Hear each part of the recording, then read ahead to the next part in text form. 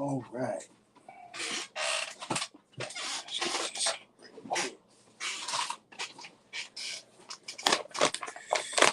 Sorry about that, y'all. Gonna get started.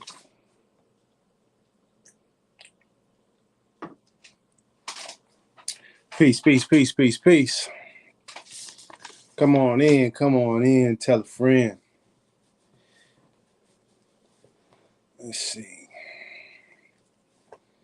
Let's see here. Bam. Okay. 1 second here. We shall get started.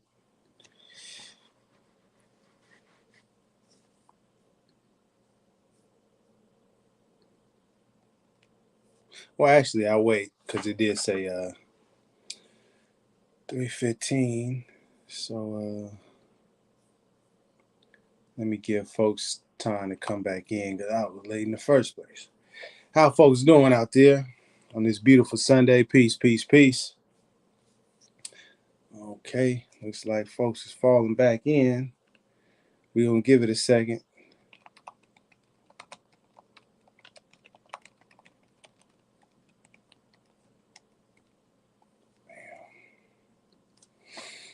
We're going to give it just a second, let folks come on in. I hope you're doing good on this beautiful Sunday. I'm doing pretty good myself, I must say.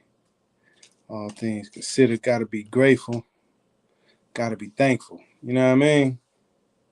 Even if things ain't perfect, even if things ain't going exactly the way you may want it, got to be grateful, got to be thankful. You know what I mean?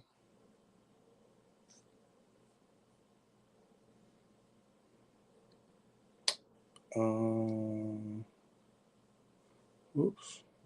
Sorry, I just seen a message last minute. Peace, peace, peace. Hello again. I'm planning on responding to your email. Glad you are here as well. We still got some time. Actually, let's get this together. If we can. To go ahead. Let me see, what is the link that I dropped? If you want to invite, there you go. Got it. Okay. It's 3:13. We still got a couple more minutes. Go ahead, drop this in there.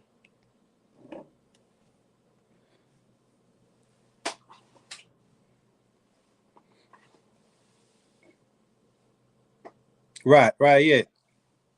No. I got you. I'm gonna respond. I don't want to get too much into that because it takes me into a whole nother thought process. But I appreciate your perspective. That link right there, I never tried this before, so I'm not exactly sure how that'll work. But we almost there, almost can get started. If you got questions, this video, gonna be a discussion about the rise of the Moorish Wakefield Standoff incident. For the longest time, I kind of been holding back my opinion on it, but now I feel. Oh, thanks. Now I feel things are at a place where I can speak about it, and I don't feel it will cause any issues or any problems, or I won't be blamed for anything.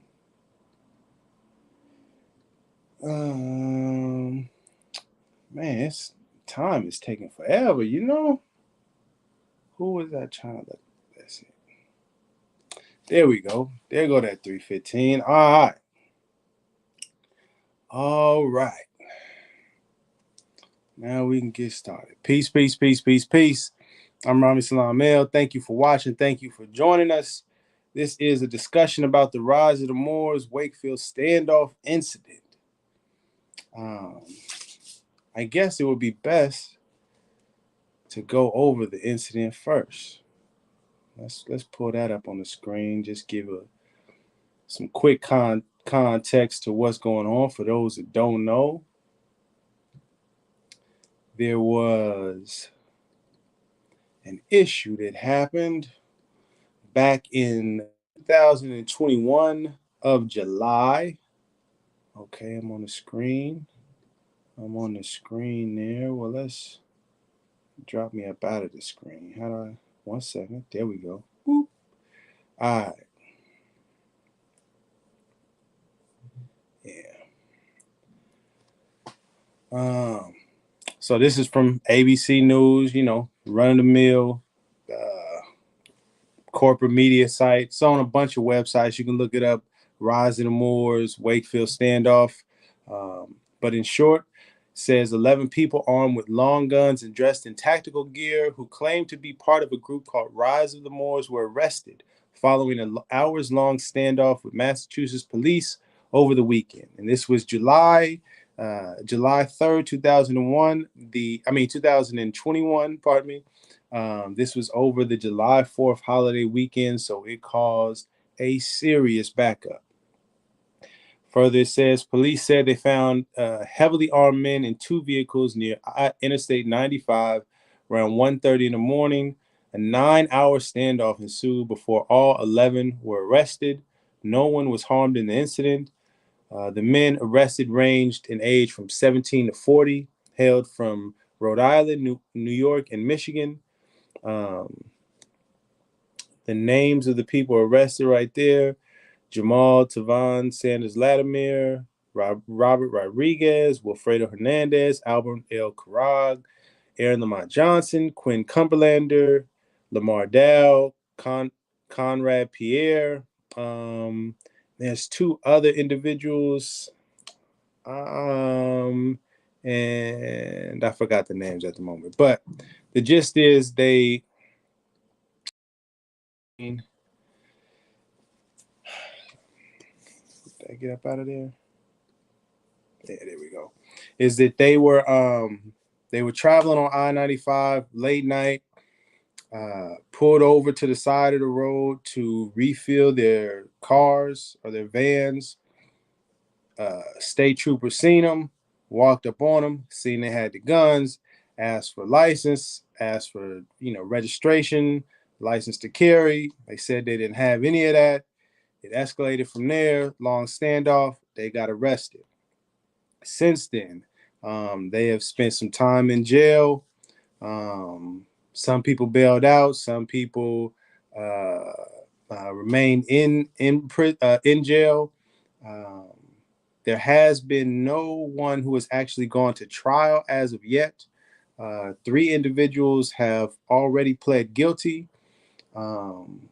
One individual actually skipped trial and currently has a warrant out for his arrest. And the others are awaiting trial that is coming up in September and then also February 2024. And to your point in the comments about the person named Latoya Johnson, she actually was a supporter of the Rise of the Moors who showed up to the courthouse on their first trial or court date and was subsequently arrested because she was traveling without a license, or I can't remember the exact charges that she was charged with, but she ended up getting charged with some things and has a case pending on her as well. I say all of that just to give you kind of context of what happened, an update, kind of everything that's happened since. And now I'm actually interested in your opinion, your perspective. I mean, I have my thoughts, but before I get to my thoughts, I wanted to put it to the people, see if anybody was willing to come on or express their comments, their opinions in the chat, or come on the live stream. Yes, we're going to open it up. Yeah, click the link in the chat. Open it on up. The questions that I had that I was interested in people's thoughts and perspectives on. What are your thoughts about the whole situation? Do you think the Rise of the Moors militia group should have been traveling with those weapons with no vehicle registration or driver's license or license to carry the firearms and guns? Why? Why not? How do you feel about the Rise of the Moors members that have pled guilty? What do you think the remaining Rise of the Moors members should do? Interested in perspectives, interested in thoughts and opinions. Does anybody have any thoughts and opinions on those questions?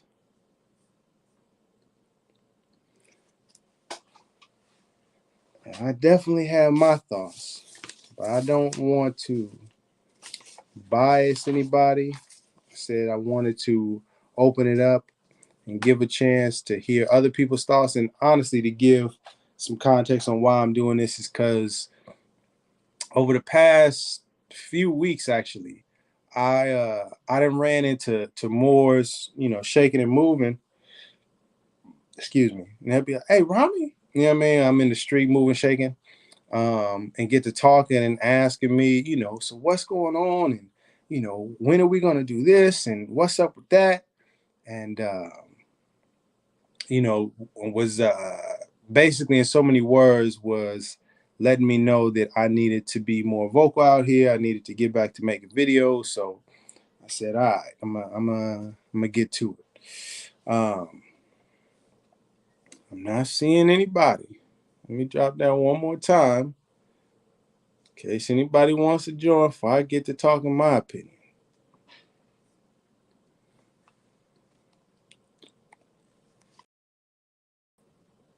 Uh-oh. That's not what I'm trying to do. Damn.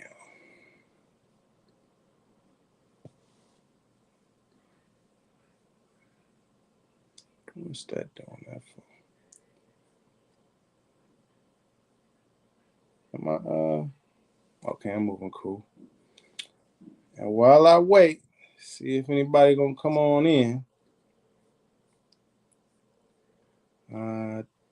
I'll cue my videos up because I have some things that I wanted to play as I made this discussion. And what do we want to start with? Yeah. For some context on my perspective, my opinion. Give me 2 seconds.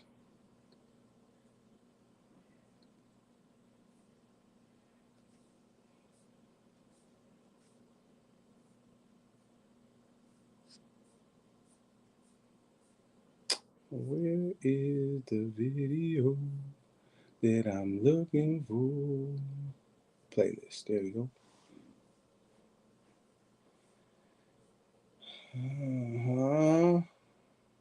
We'll do this one. Yeah. There we go. Yeah. I think this is a cool one to start off with. In this video, I'm going to play for you.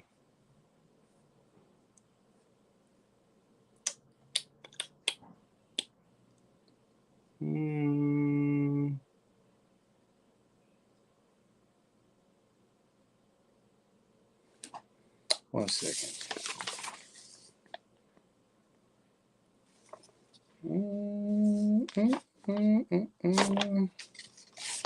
Yeah, we'll do that one. This video that I'm going to play is actually from right before the incident happened. Just to give some context. Let's share this screen here. Peace, peace, peace. Alaikum salam, good brother. Alaikum salam, good brother.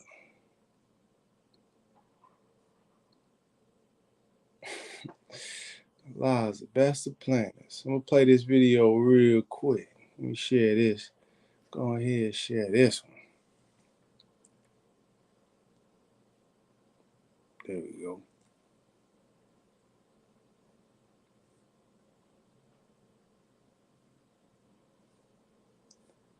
Yeah.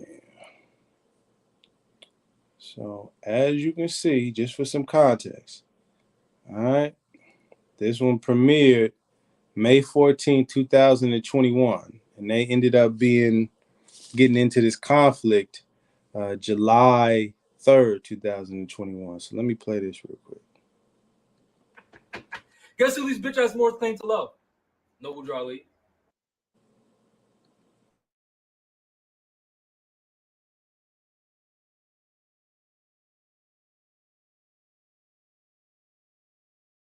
Which is why, for example, honors to, people like Jamal with Rise of the Moors.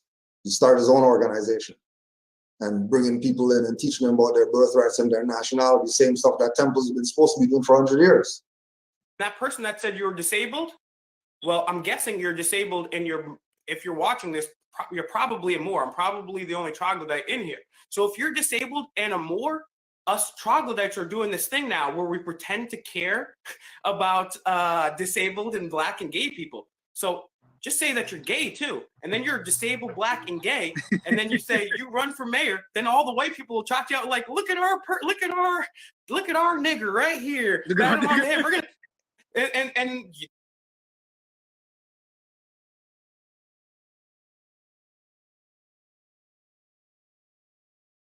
then all the white people will chalk you out like, look at our nigger right here. Pat him on the head. We're gonna and then you're gonna be the mayor, and you flip it up and you throw the fucking the fez on, and you let these fools know what's up.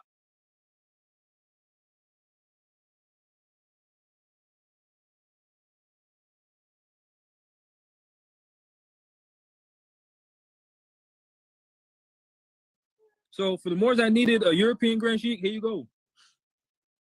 Yep. Now that a white person said it, it's the truth. Yep. Hey. The Moors complete, but now it came out of a European's mouth, so it's got to be the truth. Well, then can you tell my people to form a community and move out here? If you guys don't form a community, I'm gonna start putting you in cages.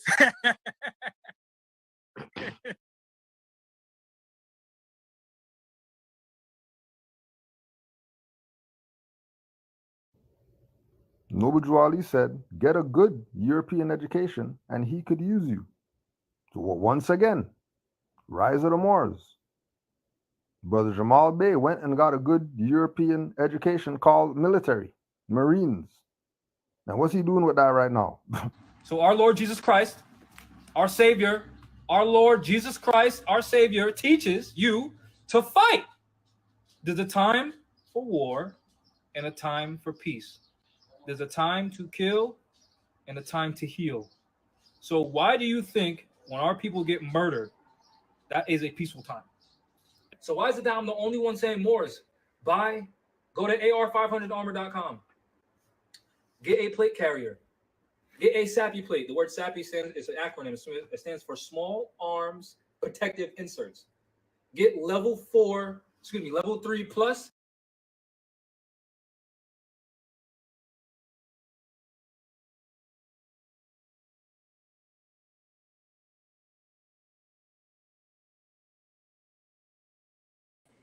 I wanted to leave a pause on this screen right here just to emphasize the message so you can read and see what it says clearly.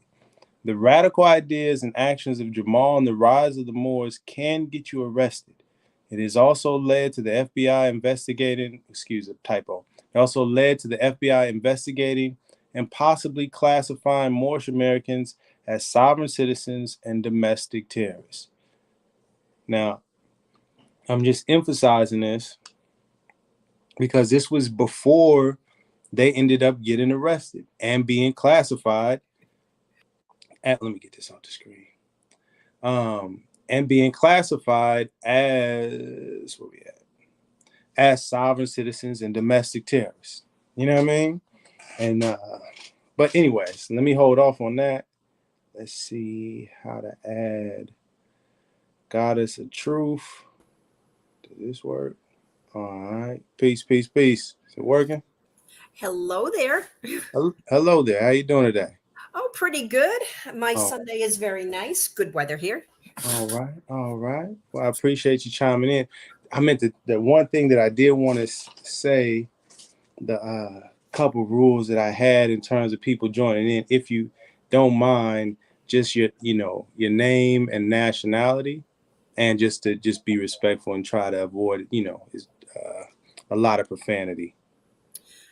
Okay. Nationality is United States citizen. Okay. And do you want my first name going out publicly? If you want it, Goddess of I'm happy Truth. to give it. Yeah, I'll be happy to give it to you on the private StreamYard if you want. We'll go with the U.S. citizen, Goddess of Truth.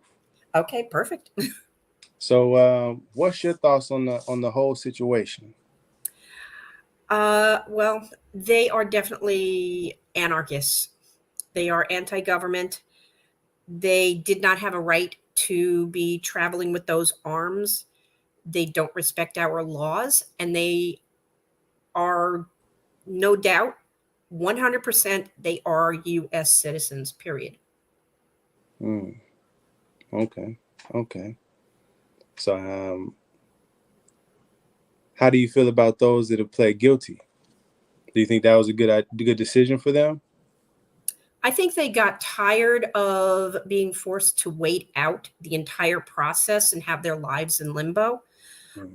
I don't know that they finally gave up the the whole anarchist beliefs, the sovereign beliefs that Jamal has been pushing amongst a lot of the others out there.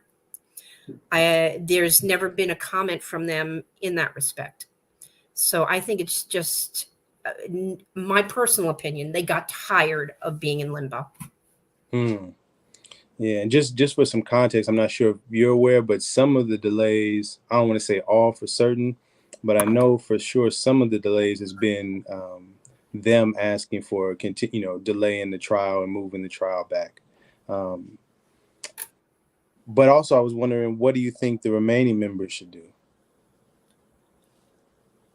Well, personally, I would love to see them put on trial so that all of their beliefs can get crushed because they are not, they believe that the laws don't apply to them. That is 100% factually untrue, Hmm. completely untrue. And I would like to see them get that brought down on them in a judgment. But, um, it saves a lot of money on both sides of the fence to take a plea. Hmm. This is true. This is true. Court can be very costly, that's for sure. Hmm. All right. All right. Well, I appreciate. Do you have any other thoughts on it? Any other thing you want to express in terms of the rise of the Moors? Uh, I think the whole thing, it's, oh boy, is it so crazy. They push not only just the rise of the Moors, but the concepts that they believe in are not unique to the rise of the Moors. And it's just the whole attitude of they're not United States citizens. Um, Even for regular other side of the fence, I refer to them as white sovereign citizens because you call yourselves Moors. So there is a distinction, but there's a meeting of the mind that, this concept of being able to just speak the words, I'm a national or I'm a Moor with a different heritage and have it be true is like me saying, oh, I now believe that I am King Charles and I'm a British citizen. It's delusion. Hmm. I mean, people would want to put me in a mental hospital if I all of a sudden said I'm King Charles, and they'd be right. Yeah. In fact, I'd sign myself in. Nah. Yeah. I understand that. I don't want to because of certain censorship things and the way society is. I don't want to talk too much about it, but there's another group of people who sometimes chooses to identify as something that doesn't Oh yeah, seem I quite know. right. I hear what you're saying. Exactly. I agree. But that's a way off topic. I don't want to Yeah, get it too is, far. but it's the But same thinking pattern. right. But I did want to just also make one distinction, and we'll have a discussion offline because I did appreciate your email. But it was just to again emphasize the distinction between the Moorish Science Temple of America and the teachings of Noble Drew Ali, and distinguishing those from these kinds of groups like the Rise of the Moors. I mean, it's a lot of different Moorish groups that have spun off and taken some of these teachings and mixed them with their own ideology. Very clear distinction, and in particular as it relates to the Constitution. Noble Drew Ali was emphasizing over and over and over again in a lot of literature that doesn't get highlighted about how we are supposed to obey the law. We're supposed to get back into the fold of the Constitution, and the one of the main goals of the Moorish Science Temple of America was to make us better citizens. So I just want to put that out there, and that was part of the reason that I started making the videos in reference to the Rise of the Moors, is because I was fearful that they were going to do something radical or extreme, get arrested, and then that group and their ideology gets cast onto all of the people that identify as Moors or Moorish American. Does that make sense? Yes. You see, I agree with what you're saying, because what you're saying is believe in the religion and obey the laws of whatever country you happen to be in. If you're in Switzerland, obey their laws. France, obey their laws. But yes, you are welcome to believe your religion. Right. All good. I just wanted to make sure I made that distinction clear. Did you have any other thoughts for? The one thing that I keep going through in my own mind that is a message that I really want to make sure gets out there. There is a misnomer about what I had originally said with, the fact that you can just say you're something and it's automatically true.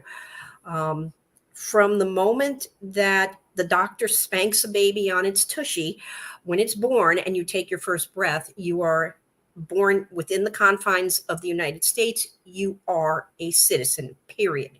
You cannot just magically say, I'm not, and I'm something else, and have it be true. Same thing when you come into our borders, like say you're visiting on holiday from France. You are automatically, once you are in the confines of our borders, obligated to obey our laws. And all of this Rise of the Moor type of attitude, all of this sovereign citizen type of attitude, 100% untrue. And, that's the fact, period. There is no being a national. There is no being, just because you have a heritage, that it automatically totally scrubs you of your obligation to obey laws, period. All right. Well, I appreciate you sharing. All right. Did have just a couple of questions for you factually on the Moore situation, if I could ask you. Mm-hmm. What, I'm not asking for name because that's against the law. What happened to the juvenile, the one that was 17 when all of this happened? I don't know. Yeah, that I been following it from a factual standpoint to try to report the facts, and there was nothing that was ever reported about the juvenile. My guess is that he kind of was maybe released with some sort of probation or something like that. That's my guess, but I haven't seen anything released about him pretty much since they got booked and officially arrested. Right, because I think that's going to be the way that one's going to play out because of his age at the time. Yeah. So, I just was wondering, you never know, who knows what. Right. And as far as who is the one that, besides LaToya being on the run from her own issues, who is the other one that is on the run? Do you know his name? Not offhand. I had the notes, but I just don't have them in this area. But I'll do the research and I'll just email it to you. Okay, that'd be beautiful. I want to thank you very much for having me up. I really appreciate it, and I really appreciate your take on the whole situation. Um, you are very well grounded. Thank you. I appreciate it. I'm doing the best I can. Okay, have a wonderful evening. I'm going to hang out in the chat and listen to all the other information. Is there any way you might be able to do an update video at some point to lay out each of the ones that took a plea and what those terms of each plea was, to find out which ones are currently in prison serving a sentence, what the terms of their entire pleas were? Yeah. That the idea is, especially once all of the individuals who settled their cases have pled, or it's played out in the courts, then I'll do like a official summary and make sure everything is kind of crystal clear, and package it kind of appropriately. Okay, that would be appreciated, because I know that Jamal's trial will not go off until next year sometime. Correct. Because I follow the docket from time to time. Yeah, correct. Yeah, 3 of them is slated for February 2024, and I believe there's 3 that are coming up in September, but I just have to double check to be certain on that. Okay, so there's is that 3 including Jamal, or No. Jamal's in the other group this next year. oh no, I meant like the ones that are going on trial. Is it Jamal plus 2, or is it 3 plus Jamal?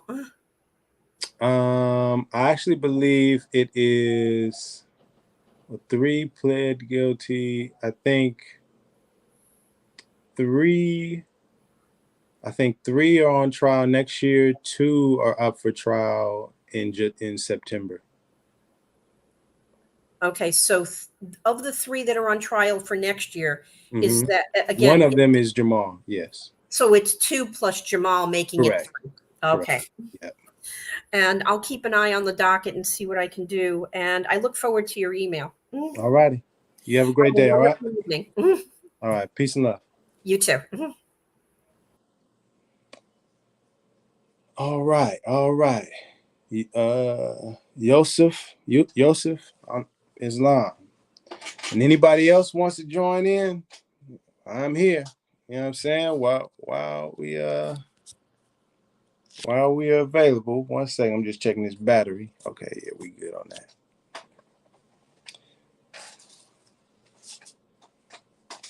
Did anybody want to chime in? Come on in. Come on to speak your piece. State your opinion. If not, then I'm gonna go ahead and speak my opinion on the things. Wrote down some notes. If you do wanna come on in, just say, hey, right here, Rami. Pardon me. So, my thoughts on the situation, my opinion or perspective about the whole situation. I feel that Jamal starting the militia, flashing guns on the internet, and the quote unquote militia training,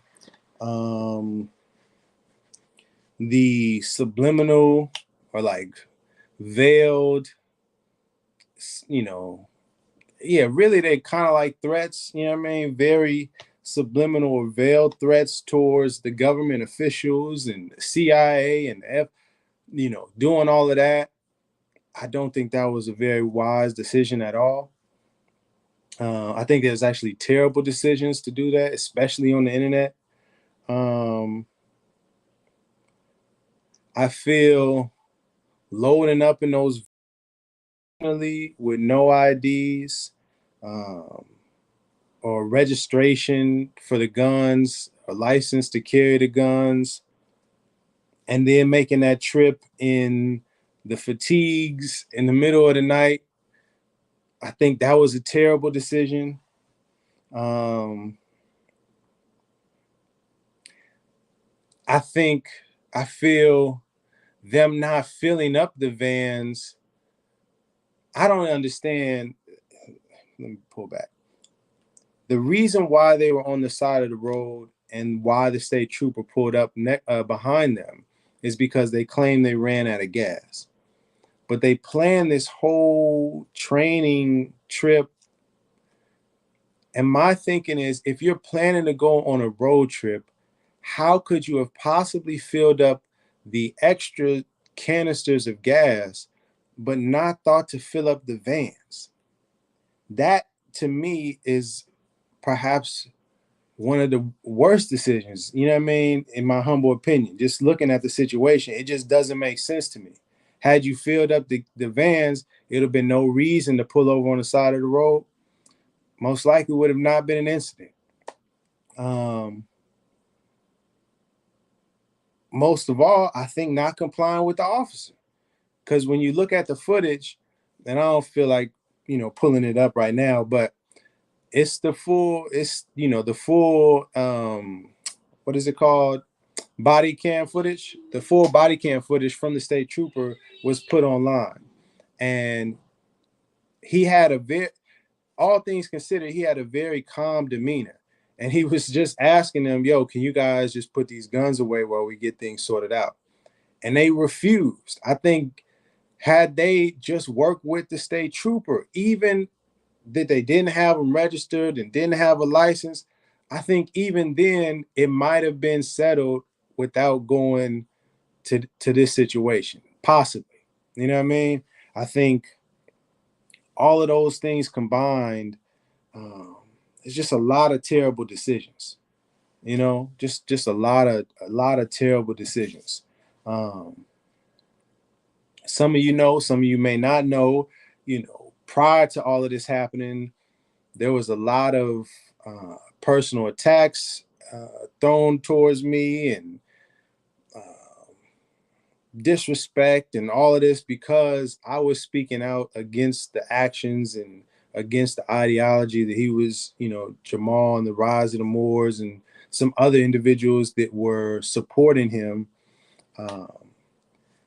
They had essentially all ganged up and were attacking me because I was speaking out, saying that what they were doing was dangerous and it was going to get people caught up.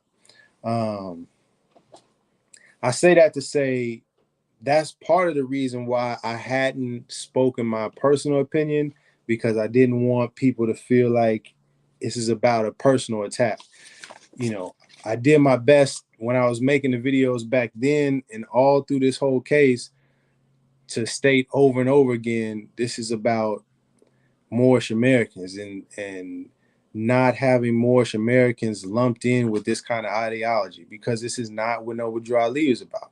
It wasn't about trying to ride around with guns and not register them, or ride around without a license or without any registration for your vehicle, or feeling like no police officer or no state has jurisdiction over you. None of that stuff. And unfortunately, things have become so convoluted, so mixed up, that from the outside looking in, it's very difficult to distinguish, who is right or what teaching is correct, because everybody's got affairs. Everybody's saying, Noble Drew Ali this, blah, blah, blah, that. And so it's confusing. And unfortunately, what I thought would end up happening.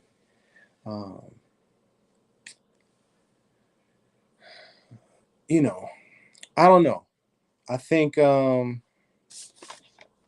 it relates to the ones that have pled guilty, whoops, my fault, y'all.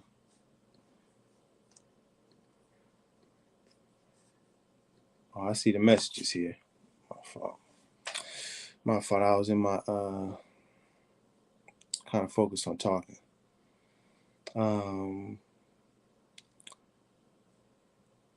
Yeah, got us the truth. I don't know exactly, but I remember she said they may have been on the road and got low on gas and were looking to top off from the cans. I don't remember the exact distances between where they started and where they ended up getting arrested, but somebody, I remember seeing it in my comments, you know, when this first started happening. They had done done the mathematics on it. It was like, it's no way if they had a full tank of gas that they would have been concerned about running out of fuel before they got to their destination. And it was basically, the gist of it was, it wasn't logical unless they started out basically on E for them to run out of gas so fast and the need to pull over. And why didn't they just go to a gas station? You know what I mean? Anyways, I don't want to get too sidetracked with that. They had no right to any of the weapons because many of them were already felons and none of them were licensed to carry, and the weapons were definitely not licensed. Yeah.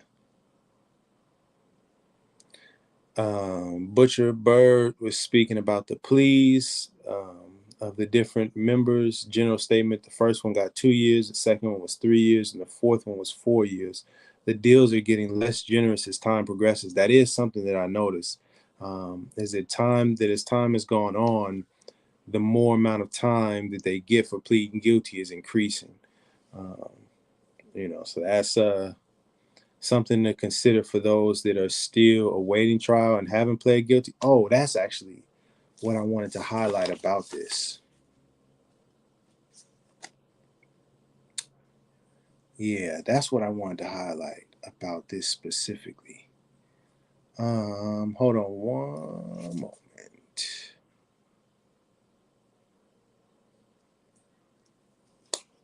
That's right. Yeah, I'm gonna get to those videos in a little bit.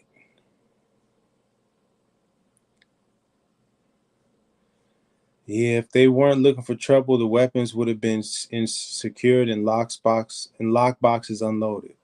And I honestly believe, because if you watch the footage of the state trooper, it doesn't seem like he was itching to just give them trouble. I honestly believe if they just had them in the lock boxes, you know what I mean?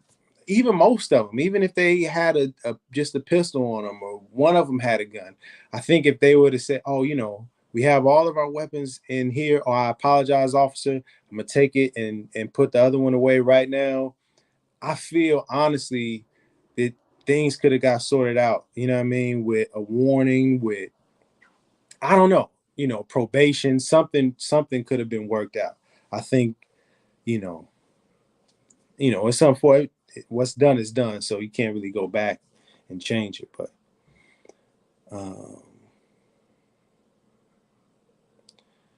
yeah, that's actually, I did want to play, but I don't necessarily want to get into any issues on YouTube. I don't know what the rules are. But if you listen to the captain or the police chief that's reporting on this, that morning, and subsequently afterwards, I with him.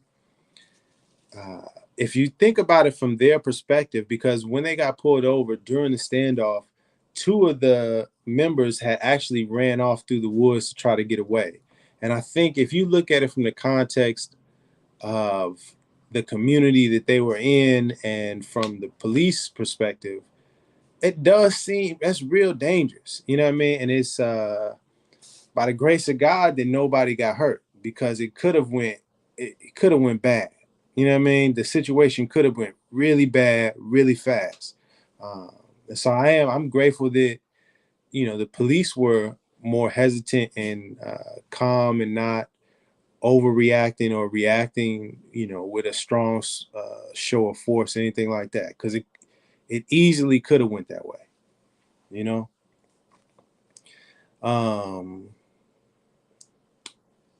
But I wanted to play. Oh, okay. pyramid power games. Would you like to come on and express your opinion? The platform is here available if you would like. You know, I'm here. It's an open floor for people to express their opinions. I don't want you to feel like you don't have an opportunity to express yourself, you know? Unless you're afraid of, something like that. But I wanted to play for some context, though.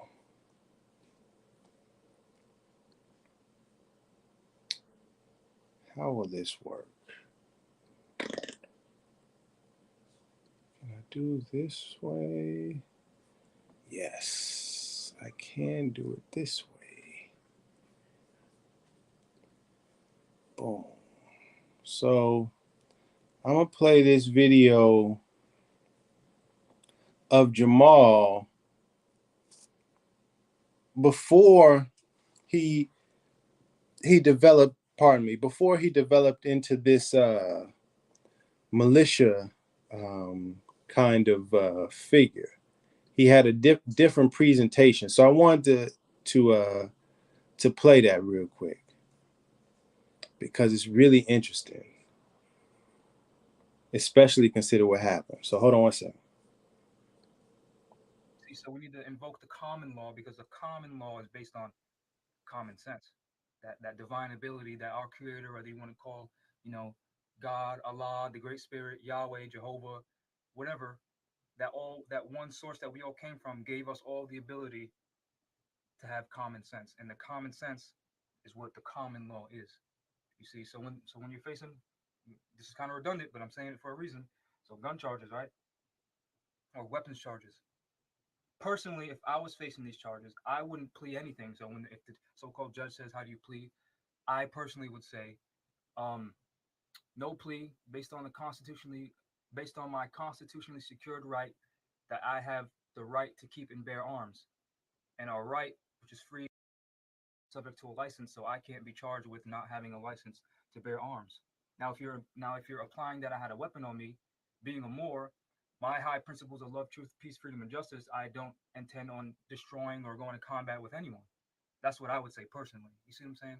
So these are some things that we can use, to help us in this corrupt system, which we all know about.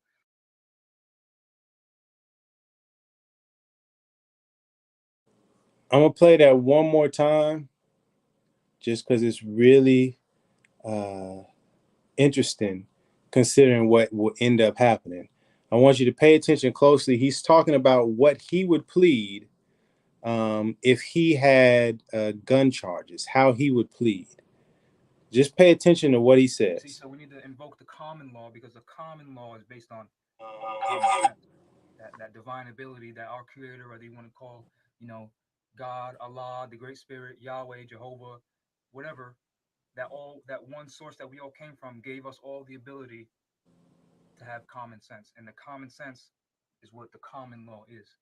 You see, so when you're facing, this is kind of redundant, but I'm saying it for a reason. So gun charges, right? Or weapons charges. Personally, if I was facing these charges, I wouldn't plea anything. So if the so-called judge says, how do you plead? I personally would say, no plea based on my constitutionally secured right that I have the right to keep and bear arms, and our right which is free and open to all is not subject to a license, so I can't be charged with not having a license to bear arms. Now if you're applying that I had a weapon on me, being a Moor, my high principles of love, truth, peace, freedom, and justice, I don't intend on destroying or going to combat with anyone. That's what I would say personally. You see what I'm saying? So these are some things that we.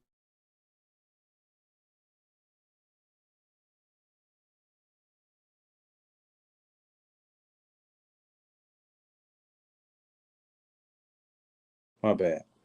Now that's what he said he would say before he got into the situation. Back, I don't know how many, this looked like 4 or 5 years ago. He was in the suit and not speaking in the militia and in the fatigues and all of that with the guns. He said if he had to plead, he wouldn't even make a plea. And he went through his whole rhetoric and, spiel about what would happen if he had guns or weapons charges. But now I want to share this other screen with you real quick.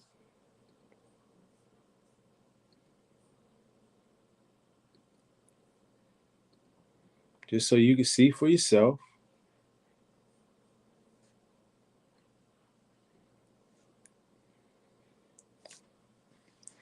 This is Jamal's record as it relates to these charges. And you can see on the 6th of October, 2021, it says a plea of not guilty entered on all charges. So back then, before he had made this flip into all of this malicious stuff and before he was actually in the hot water, you know, it was some interesting rhetoric and how I'm a Moor and da-da-da-da-da, and I wouldn't make a plea and this and that. But when the rubber meets the road, when things really got into this situation that they're in, he ended up pleading not guilty. You know, do with that information what you will. But I just want to make sure that people understand the context. You know, sometimes people say things, but they're not really about walking, you know, walking the walk. They may talk a good game, but they're not actually walking that walk, you know?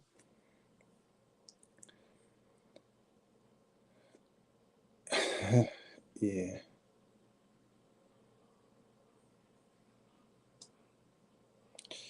Yeah, pyramid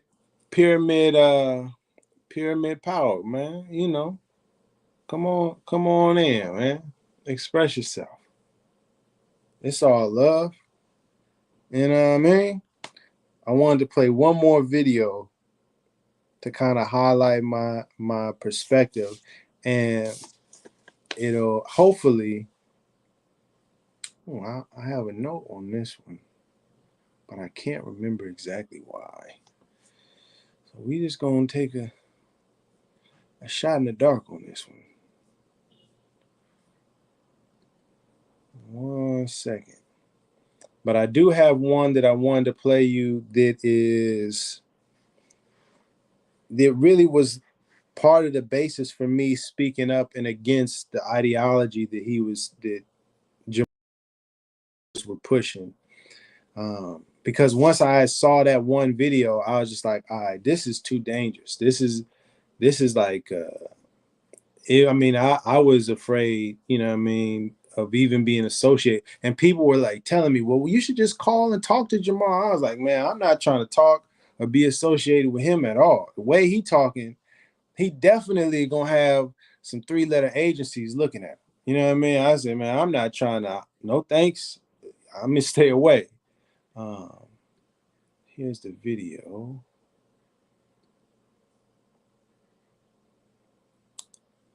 I have it here.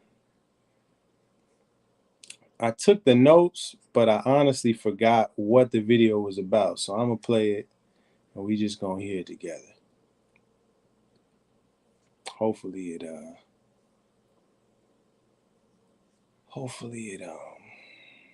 jogs my memory. Talk about a freeze frame. Was not written by this guy right now. Yeah. And I remember when I first woke up, you know, he was Jamal speaking. Supreme Grand Council of the Moorish of America, right? And I remember having a conversation with him about it. Like, okay, if this body doesn't exist, why don't we help create it? Why don't we help create it?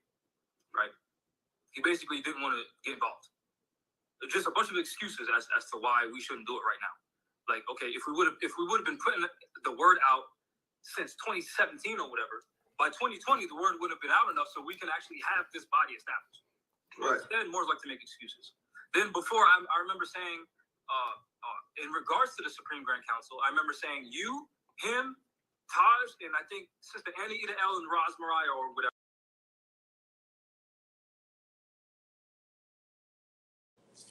Now I remember. Now I remember. That video was to highlight the dishonesty in the brother. You know what I mean? And I'll get to that in a second. But let me. I see some folks up. I'm gonna bring him on in. Bring him on in. 1 second here.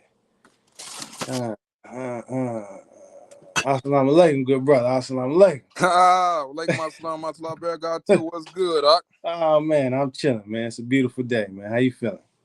Same way. You know, I've been falling back like you. You know, getting stuff together because there's a lot of stuff going on. But So a what little if bit off topic, kind of. Mm. What you finna say? No. Go to the off topic first. No, I was finna say a little bit off topic. Did you hear about the Moor that got killed by the police in the shootout? Mm-hmm. Right. Okay. I just was, and you didn't know if you knew it. I know you got some in the chamber, so we'll get to that a little bit later, unless you want to bring it up or whatever. But Yeah. go along the same lines. Just kind of like what we was trying to prevent, right? Hey, you know, you right there with it. It's just I was like, man, I'm getting the signs that I have to get back and speak on this because I was like, that is another example. That is another example of why it's not wise to be talking and moving, acting, you know, in that manner. You know what I mean? And we already done the research and traced it back. We understand how this rhetoric and how this ideology started getting pumped into, you know, into this movement. We know what's going on. Right. And it's unfortunate, you know, that the few people that have been vocal publicly out front speaking against it seem to be getting attacked by all the people until the thing started bubbling and folks started going to jail, catching 2-3 years in prison, being murdered. Now all of a sudden it's real quiet. You know what I'm saying? Yeah. No, and it's unfortunate, you know, because this gets to accountability. Not anybody coming back and saying, you know what, I apologize. I thought it was this way, but I see what you were saying now. You know what I mean? I mean, they should have seen that in the dodo. You should have seen, like, you can't. How many years can you be calling for war and you don't never do nothing yourself? And then when it finally come to your door, when it's finally your turn to do it, now you trying to shake their hand and you surrendering and then like what? Listen, man, I'm gonna get to the video, but it's a part in the video where the brother Jamal was talking about he got a notice on his door that if somebody comes in without a warrant, they getting shot. And then a few minutes later, he goes on to explain. I remember the video when he laughing hysterically with the Yeah, shotgun. but then he goes on to explain how the police bum rushed into his house, threw him on the ground, cuffed his lady. And I'm against, I literally just this afternoon broke up a fight with two brothers. Finna get it on, it's getting tense. You know what I mean? I'm against that kind of action. But if you are speaking that way, and then you are presented with an opportunity to stand on what you're speaking on, and you don't stand on it, it's like, come on, man. Like, what are we doing? You know what I mean? Right, and then you mad at us for calling it out. That's like somebody tell a joke on somebody and we laugh and you mad at us for laughing. You ain't mad at the dude who told the joke. Like, what? Don't get mad at me. And now I'm the, you know what I mean? I'm the bitch ass nigga because I'm saying no guns. But then when you get in the situation, right, you don't do anything. Right. The company line gone. What you was mad because we don't say the company line as far as those Moors go. We don't say, you know, and me and you is not exactly the same as far as ideology, but we got the foundation and the principles. I think is the same, but we not saying the company line. And we spoke out when we could foresee what was gonna happen. You know what I'm saying? And honestly, part of the reason for me not speaking up sooner is because I've been in situations like this before where I'm a younger person and I see people moving around and I'm kind of new to the situation. So I don't want to overstep my boundaries, step on people's toes, offend people. But at a certain point, it's like, all right, man, we gotta be for real. You know what I mean? We bullshit, you know what I mean? We playing around. Yeah, I get it, bro. Like, but I want to know what, you know, I mean, I kind of know your thoughts about the whole situation and if you think they should have been traveling without the weapons, but I want to know how you feel about those that have pled guilty. Do you think that was a good decision, bad decision? I think they smart. I mean, to me, it's the only. You looking at somebody who did it myself. You know what I'm saying? Like, not just one time. Like, I done been, before I even knew it, when I was a teenager and got in some real trouble. I didn't have a choice. That's what situation they in. And I still got the max. I still got the max as a 10. I did over 10 of them. But it's like, okay, if you take it to trial, then we're going to give you all these consecutive, whether y'all know about concurrent and consecutive. So they just gave me one big lump instead of 5 lumps, and you ain't never getting out. Right. And that's what they facing. Either you finna take this medicine, you know what I'm saying, and eat that humble pie, or you finna get lumped. Like, you finna be looking like that vulture on the cartoon when he get lumped up and he come out with the lumps on his head. You finna be looking like that, and then you can be right in your cell for 20 years. That's what Jamal got going, because what you say, 4, 5 people done pled guilty? 3 so far, officially 3. 3? Yeah. Well, that's enough though, because what they pleading guilty to is that y'all is like the gun or YSL case. Y'all admitting that, yeah, this is true. Right. So it's already, you go to trial, now they finna use their statements or what they agreed to, like, it's over with. To your point, actually, I meant to write this one down. Why do you think Jamal or any of them haven't spoken about the ones that have pled guilty? That's been something that's been interesting to me. You know what I mean? It's like, don't nobody want to even address that. Because it's already, the situation already toxic. Like, also, it's so many people, since this happened, so many people done left their movement. They done been complaining about the convention they was trying to have or whatever they was trying to do. And now they saying people were scared because they scared to get, which after that stuff happened with dude getting shut up by the police, now they looking at all the Moors. You know what I'm saying? That investigation is ongoing. So now they have a little proof to go against all the Moors. So now if you're a Moor, you gotta, like how they tell people to denounce this and denounce, you gotta stand aside. You gotta say something. I get what you're saying. Yeah, because otherwise you're gonna be right. looking You like, side, you think that? Yeah. So so it's that type of situation. The case is building. Bro, that was one man, and they on the news complaining that there was over 2,000 shots. Yeah, no, I seen just a little bit that I saw about. I'm like, okay, this is out of hand. But I that mean, was one man though, bro. They was only 11 men. So what would happen to them? Now I think if everybody would have took what they were saying and what these people keep talking about, and it was a whole nation, what you think they would have did, bro? If it's 2,000 shots for one man, and you gotta buy your guns from them, you gotta buy your food from them, your energy, like, what are we talking about, bro? Like, we in a whole nother country and we got our own everything, and we like, yeah, let's stand it. No, we over here, like, strategic, like. yeah, see, I haven't even tried to address things from that level. You know what I mean? Because just from a common sense level, I don't even agree with it. But from a strategic, practical level, what they talking about is just not realistic. I mean, we can see the reality of war and the difference in level of power right now between Russia and Ukraine. I mean, Right. if you're really paying attention, you know what's going on. And Exactly. you could sell it however It's you a want. slaughter. Yeah, you know what I'm saying? It's bad. And 10 to 1. they taking it easy. You know what I mean? All things Right. considered. They not really applying pressure like they could. Likewise, where we are, if folks really took all the statements that were made as bro, we'll absolute be 50 fact, times worse. 100 times saying? Worse. Which is, and that's part of the reason why I was like, all right, F it, I'm gonna make these videos. I know I'm gonna get some backlash, but I'm seeing down the road, this is really dangerous, especially because you may not care or even know nothing about them, but because they call themselves Moors, they wearing affairs, they see you with it. They didn't got the teaching, they ain't got the seminars and the training on domestic terrorism. So they see you and identify, and then they immediately on that type of time. I'm trying to avoid, you know what I mean? I done dealt with that enough being black. You know what I'm saying? I'm not trying, we don't need that trying to, be ourselves in that situation. Bro, this common, like, what you talking is common sense, especially for anybody who's supposed to be a leader. Now, look, ironically, this was ironic. I'm not a fan of them people at all. But I disagree with the first lady you had on the show, Lady Truth, whatever. What's her name? Goddess of Truth. Oh yeah, okay. So I disagree with her on some factual points. You know, I don't know if you're watching or not, but I ain't trying to come at you. But factually, your nationality is who you pledge allegiance to. So they don't pledge allegiance to the United States. You know, so that's just factual out of the Black's Law Dictionary. I know people is born, everybody get a birth certificate. You know, I understand that.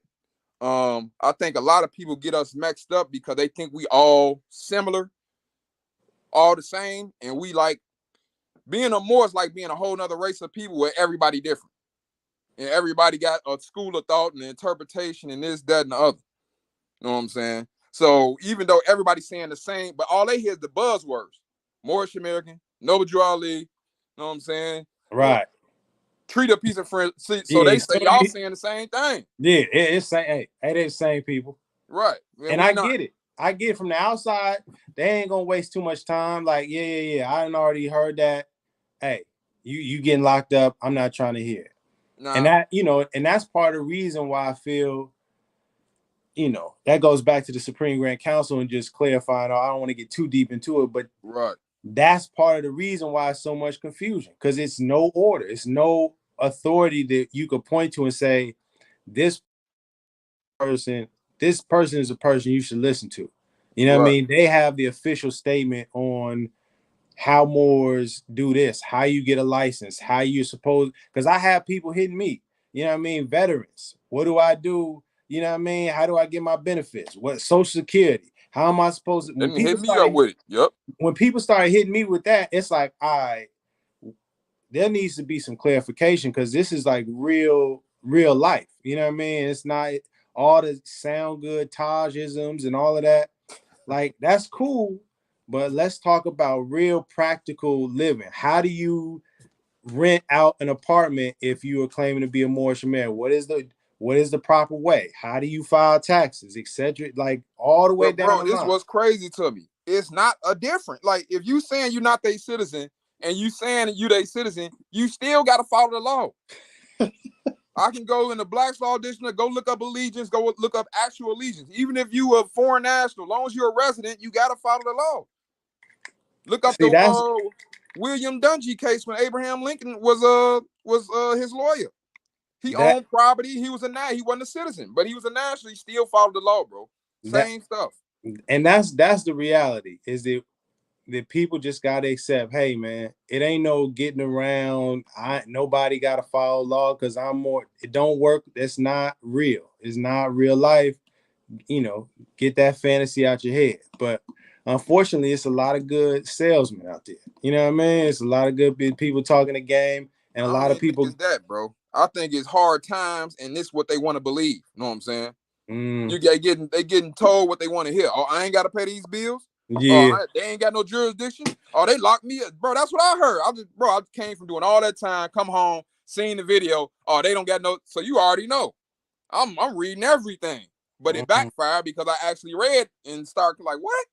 Start trying to do it, and now it's like, okay, now I'm finna go against you. Like you had me sent off. Now I'm finna go against you. See, and that's so fun, because similar vein. Like I'm thinking, okay, you don't gotta. We can register cars to ourselves and trust this. So I'm reading and I'm looking in DMV, and there's actually a method to doing that. There's actually a method that you can. I don't want to get into it, but I was like, oh, okay, this is, and I'm like organizing it. Let's format our own, and then we'll supply it to the DMV so that way they know, blah, blah, blah, blah. And then all of a sudden people was just like not responding in a positive way. I'm like, well, what am I saying? Well, I'm reading and then that's when I said, let me take a step back. Let me reread everything. Let me figure things out. And then that's when I stumbled onto the Supreme Grand Council, and I was like, oh, okay. Let me start asking about this. Then all the deserve a gold medal if you get that back running. If you get that put together, you deserve a gold medal. The medal of honor or something. Because the trust factor is so, you know what I'm saying? It's like Noble Drew Ali said, man knows not by being told. So we got the ideal, right? Like you say, some of this stuff you start reading documents, it say this and it say this. That's ideal. But the reality is, go out there with your guns and see what's gonna happen. Just like we got the ideal America. Like I love the ideal America. Like if it was actually following the Constitution, the laws, and all that, then hell yeah. But then we got reality.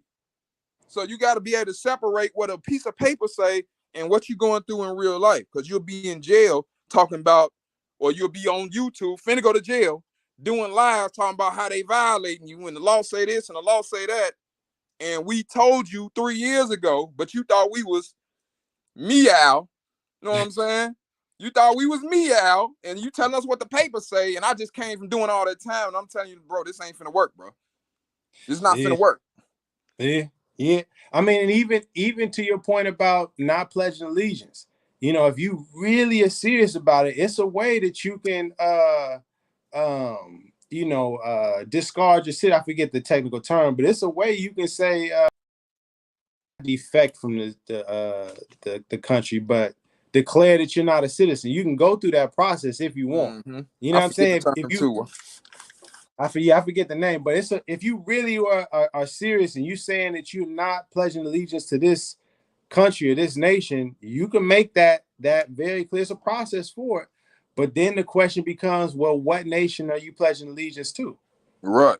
You know what I mean? Then that's when they get into the, oh, I'm from the Moroccan Empire. I'm from, and it's like now you getting into the fairy tales. You know what I mean? Because that's not reality. Yeah, I'm from the 18th century. Good. Yeah, it sounds good, but it's not reality. You know what I mean? And when you present that to any government, you know what I mean, agencies, denounce. Thank you. Right. You can denounce your citizenship if you truly feel that way. It's expatriation. That's what it's called. Yeah, expatriation. Yes, sir. And it's like, okay, if that's what you truly feel, but that's not the case. You know what I mean? A lot of it is just folks talking. You know what I mean? Not really actually about what they say they're about. You know what I mean? It's not. What's the point though? Like, what would be the point? That this where I'm at now. This is why I don't care about. Like, I used to really be on it. Man, I'm not a U.S. citizen. I don't even care. Like, what's the difference? You still finna be over here. You still got to use that Social Security card, the birth certificate to get a job. You still got to use the straw man, the credit cards. You still got to know what I'm saying, work. You still own an iPhone or an Android. Like, you still part of the system. You know what I'm saying? So what are we really like? Can we move on? No, we can't move on. Y'all want to act like we finna go to war. Like, and what's crazy is, bro, I had to step back because what happened to dude is what I was wishing these people would just do. Just do what y'all saying and we'll find out. But they knew not to do it. Because I used to say that for real. All right, well, go do what y'all saying. What is y'all waiting on everybody for? Give us the example. Show us, you know what I'm saying? Go take over something. But when the time came and then people started cutting off the E-way, reality set in. They bringing out sonic weapons and stuff. Like, this for real. Yeah. Yeah, this real. Oh, we in trouble. I can't. I might not make it home tonight.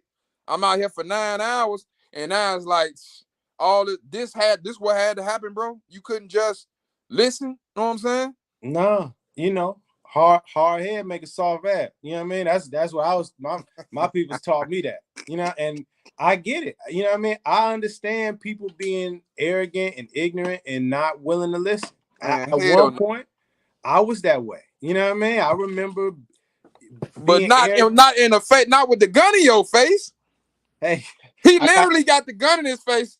Now, like, well, you're gonna have to shoot me, and they like cocking the, you know what I'm saying, cocking the hammer. Yeah, bro. Everybody think I'm so arrogant. When I had that little gun case a couple years ago, and it came time for trial, you know what I did? Got on the phone with the prosecutor. Hey, can we need to, yeah, hey. I'm like a Jeezy ad lib. Hey. You got me. Hey, you got me. Hey, I've been in jail for 24 hours. We need the time considered served this joint and blah, blah, blah, blah, blah. And by the grace of Allah, the man told me he respect Wild because I was going hard, bro. Like how dude was who they shot, you know, I was going hard. Because I really was like in the mind frame of, y'all did this to me. So as I was going through the trial and the judge, I had like 5, 6 judges, they kept tossing it out. The final judge was rocking with me a little bit. He seen I was actually studying and knew some, a little bit. So he was telling me what to use. Basically, if you can read between the lines, he was like, this the key. So I was like, oh, okay, I can't use this treaty and blah, blah, blah. I got to use the state constitution. And he basically, at the end, we was laughing. But I got up out of it. All praise due to Allah. But my whole point is, I knew when to fold him. This bigger than me. I got family. I can't be gone for no 2 years, and I'm the breadwinner. Like, you know what I'm saying? You know, and all jokes aside, you know, the disrespect aside, I understood he was having a little baby. You know what I mean? I have 2 children. I understand the importance of being in your children's life. You know what I mean? I'm like, man, I don't want to see you crash out. Even though you coming at me crazy and all of that, it's bigger than that. Unfortunately, you know what I mean? Some of them folks had to learn a very unfortunate way. You know what I'm But they saying? got a break though. Like them little 3 years and 4 years, bro, they could have smacked them. They could have made them come out for 10, 12 years. So they really ain't trying to, like, he really could probably get off and just only do 2 years if he come to his senses. I honestly think still it's a chance if he just, you know what, Your Honor, I apologize. I thought, you know, I was sincere about this. I realized I was mistaken when Wamping the third. I think people will be willing to work. You know what I'm saying? But if you just want to stick to that role, I think they might throw. If not everybody, I think they are going to try to throw the book at Jamal because I he's the think you're leader. right. Like, that's what they want to do because they want to break him. They want him to eat them words, and that's what he don't want to do because he know, like, people going to be throwing that in his face whenever he try and come back and talk again. But it's like, F that, bro, you got kids. Like, and you know, I'm not fond of them Right. like that. But the truth is, bro, you got a family, you got kids, you need to swallow your pride and bite the bullet. Do your little year and a half, 2 years, telling people what they want to hear. Yeah, I was wrong, and I came to my senses, and you know what I'm saying? Don't throw your life away over some pride because you think I'm gonna make a video or Rami gonna make a video and blah blah blah blah blah. Because it ain't even about the videos we making, ain't even about you, Jamal. You just a teaching, you just a tool to show everybody else. You know what I'm saying? You just a tool to show everybody else this ain't what's popping. This ain't, it's not like I go to sleep and yeah, I can't wait till this, you know what I'm saying? You know, but that pride, man, that ego, that unwillingness to just be like, you know what, I messed up, y'all. That, you know, that's part of the reason why I think a lot of them don't like me. It's because it's like, oh yeah, he traveling down the path, we got him, and it's like, well, no, wait a second, Right. this is incorrect. This brother's not correct. And it's like, Traitor. wait, we had him. Why you saying you made a mistake? Because I made a mistake. You Right. make a mistake, you make a mistake. It's all right. You know what I mean? You I'm can the make a same mistake. way, bro. But if That's what made me lose respect for the elders. For all these conscious, so-called conscious elders, that's what made me lose like all respect for them. They won't just say we messed up, we was wrong. Don't stop. Like, they gonna keep going till they die. I'm like, y'all really finna keep doing this, huh? With no proof of nothing ever working. And like, that's why I respect him, you know, Malcolm X, is because he said, like, you know, I stand on what I stand on, but if I find information this, you know, changes my understanding, I got no problem switching up. Yeah, he did took the travel, went to the east, realized what was like, oh, okay, hey, this is true Islam. You know what I mean? This is the path we actually need to be traveling down. A lot of folks don't have that integrity. You know what I mean? bro, you know about the surah in the Holy Quran name He Frown? Mm-mm. Go read that surah. Prophet Muhammad messed up, bro. He was Mm. talking to, the story is he was talking to like an affluent man, like businessman or whatever, trying to get him to learn Islam. And a cripple came to him trying to learn Islam and interrupted their conversation. And he frowned at him like, don't you see me? Right, the crippled person. The Prophet Muhammad, peace and blessings be upon him, frowned at the crippled person. And Allah gave it to him for that. Like, don't you never, when somebody asking about the deen, you know what I'm saying? Go read that. So it ain't, I just bring that up because if he can do it, and that's what this whole thing about, ain't no Moors without Prophet Muhammad. But see that, you know, that's a whole nother topic, but that's another big issue. You know what I mean? Is the reluctancy to acknowledge the spiritual, the religious aspect. Yeah. That's a They like gods now. that's a major, worshiping false idols. You know what I mean? Following and giving praise to the mother, and you know what I mean, all sorts. I was looking through my clips and I see J Lock. If you say you're gonna unsubscribe, before you unsubscribe, J Lock, please come on. I'd like to hear your opinion. But that is the lack of acknowledging, Islam and Prophet Muhammad, the Quran. That's a big major problem. You know what I'm saying? That a lot of folks don't want to address either. Yeah, I think that problem stems from they master teachers, because they master teachers say, they going with what they say. And a lot of people haven't read enough, haven't read the basics, especially the Holy Quran and Mecca, to even understand. They haven't even read what they claim to follow, like books like the Meta, because they don't follow, like the stuff they say go against the first 80 pages of that book. I'm like, how you believe this? And your Egyptian spiritual system say this, like. So I'm reading that as well as other books, and I'm seeing Islam all. I'm like, oh, okay, this is another angle of the same thing. I'm like, right.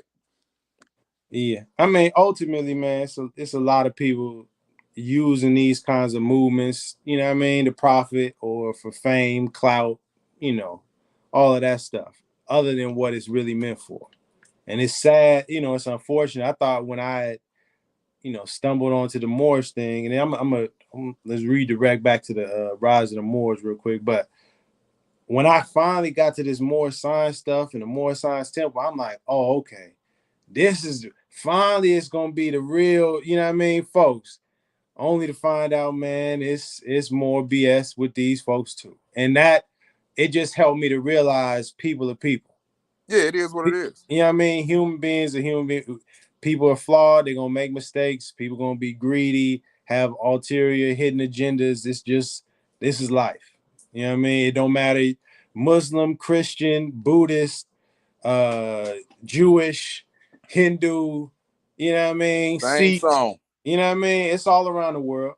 All around the world. Now, your boy J-Lock say he gonna unsubscribe because he did something that we wouldn't, which is right. He tried to shake the police hand. I wouldn't. I went to jail for pistol whipping the police. So I did something that he wouldn't. And I was back when I was a shorty. See, I ain't just talking like, I'm just a Moor, so let me get up here and talk. Bro, I done been through way more than them. I done did more times than they even facing. Like, you talking about he did something that I wouldn't. Like, please. I'm not finna talk about something and not do nothing.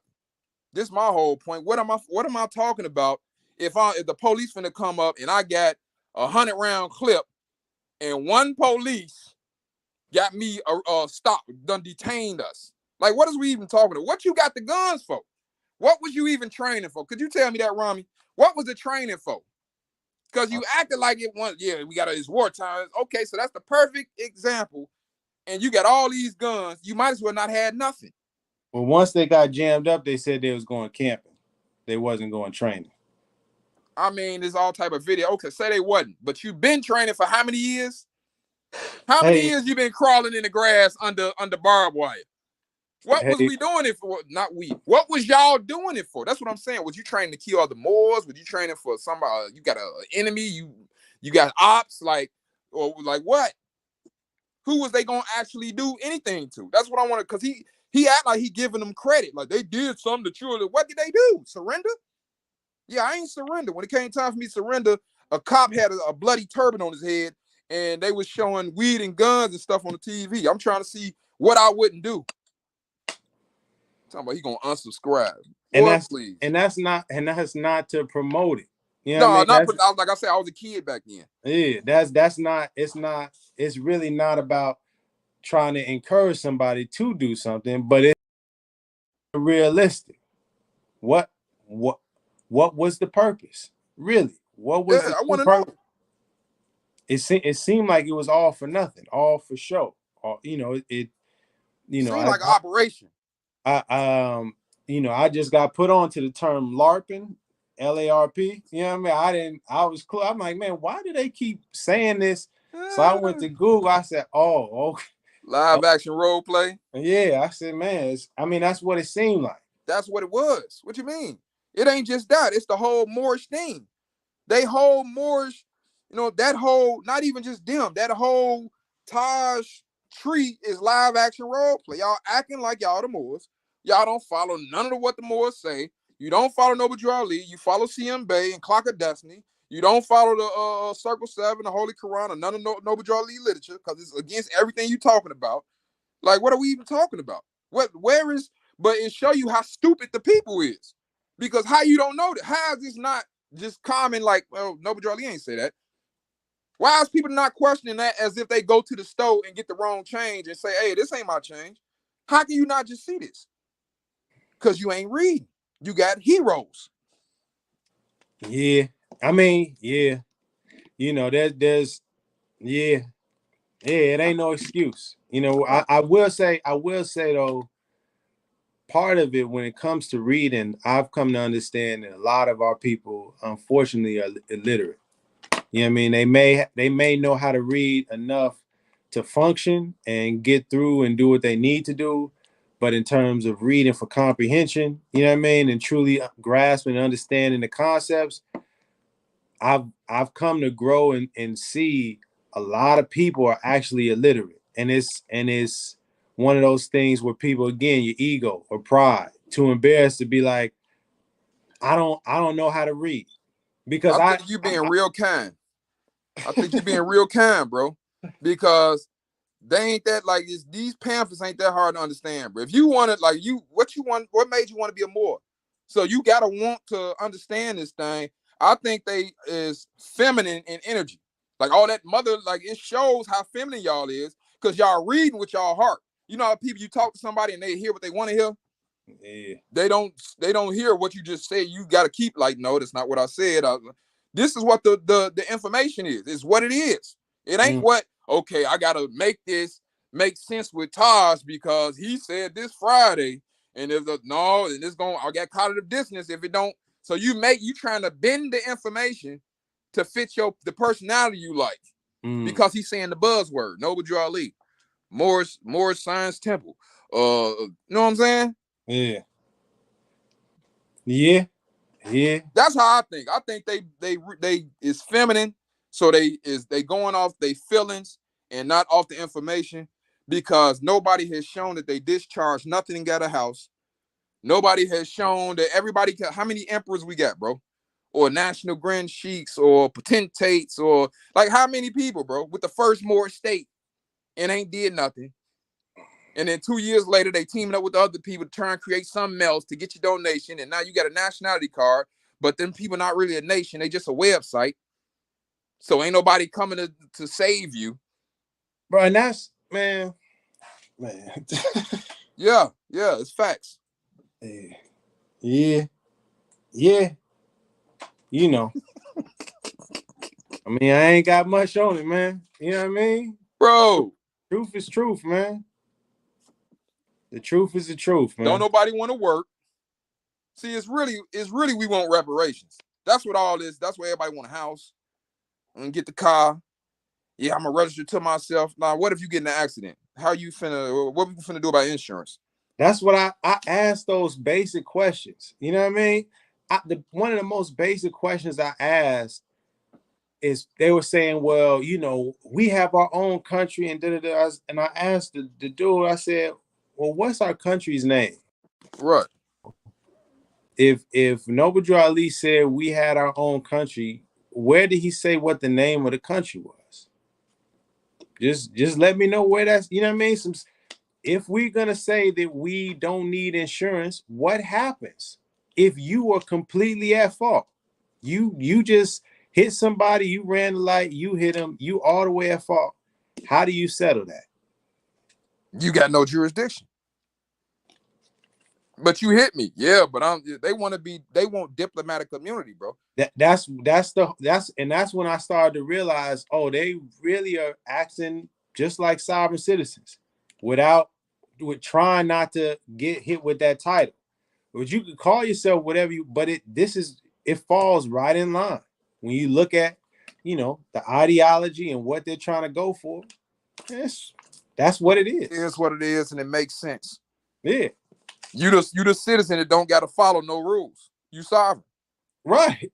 Some of them even say, "Yeah, I'm a sovereign citizen." They don't like. That's how much they don't know, bro. No, I'm a sovereign national. You know, that's I done heard that too. I'm a sovereign being. I'm a, you know, I'm a I'm the emperor. natural blood, flesh and blood Yeah, being, and I'm the I live in my body. It's like, yeah. I got you. I hear all that. You right. know, but I'm just telling you what the United States government and all their agencies consider to be domestic terrorism. You know, paper terrorists, all of this stuff. There's these terms, and they've been doing these studies, and they have these whole press releases and memos explaining these folks to look out for them. On the list is on the Facts, list. You can argue and say that's not a real thing. All right, if bro. you feel that way, but this is what the facts are. Bro, you heard the Domestic Terrorism Prevention Act? Mm-mm. You know that came out a month after they fiasco. You know they say the domestic terrorist is worse than Al Qaeda, and this investigation is ongoing. Hey, man. Once again, for the record, I do not support. I do not align, associate, The thoughts agree. of these crazy I'm Moors sorry. do not reflect the views of That Rami Salam El or New Moor Order. I shouldn't be making jokes. You know, I try to put some humor in once in a while, but I am also being serious for anybody watching. You know what I mean? Understand? I ain't You a was part of that.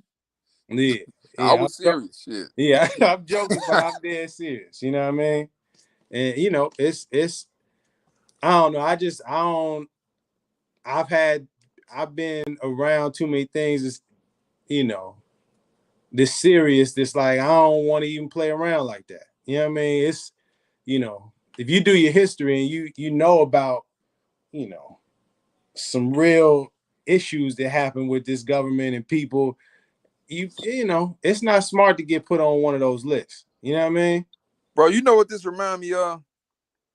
It remind me of what's happening in the country as a whole with this agenda, this alphabet agenda for the, this alphabet agenda where you got to say my pronouns and you got to call, no, it's Morocco, and no, I'm a national, and no, like it's the same type of trying to push, like it's okay, believe that, make your little group, believe that over there, go rent, go buy up a couple blocks and y'all can be, you know what I'm saying, sovereign Morocco over there. But they want everybody to say this, and if you don't say it, you're a traitor. And that's the thing that I really, not to cut you off, but that's the thing that really bothered me, is because then they would try to use the teaching of Noble Drew Ali and say, well, you're not supposed to if a brother is in Chapter 25. yeah, if a brother is in distress, you are not to forsaken him, and you are not, and it's like, whoa. Don't try to use that one line from the Quran and justify you doing whatever you want to do, Right. and Now just you want saying, to follow it. yeah, just because we more, I gotta support. No, I don't gotta support that. You know what I mean? I'm not Bro, with that. what Noble Drew Ali say? If you don't agree with what's going on in the temple, what? Give me back what? And go Pardon? back well. Yeah, state I left So you where in. the brother stuff come from?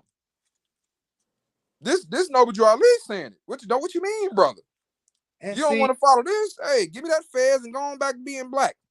and it's plenty of, you know, it's plenty of clips Jamal saying, you know, I'm not with the Moorish Science Temple of America. I'm not affiliate. That's not what I got my own thing. Right. Like making it abundantly clear that he's against the teachings and against what Noble Drew Ali. He doing his own thing. And that's where the danger comes in, you know, if it doesn't get clarified, if there's not any distinguishing that those folks is doing whatever they want to do. They are claiming themselves to be teaching what Noble Drew Ali taught, but the truth is they just bogus. You know what I mean? They doing their own thing. ideology, belief system, and they pushing it on the people. You know what I I mean? don't know what they doing, bro. Cause like 1 minute you reading the Holy Quran of Mecca, next minute you got a Taj pamphlet, like, and them two is like white and black as far as contrast go. If anybody ever read the Clock of Death, you know it say that you gotta denounce your religion to even get down with them. Like the first few pages, you Yeah, got to know that religion is superstition and them is magic words, that the law and God is magic words to deceive the people. And what I'm like, what? yeah. But I wanted to let me play this real quick because I want, and I get your thoughts on it as well. Let me see if I can pull this up, because this was again one of the things that I seen from Jamal. It just was like a red flag. You know what I mean? It was just like, I need to speak up if nobody else, because this seems real dangerous, and it seemed like don't nobody want to speak and acknowledge how dangerous this is. Do you think, bro? Let's see here. Pull this up. I'm gonna pull this up on the screen real quick. Let's see here. Bam. Is that it right there? Yeah. Boom. I wish I would have. Let me see here.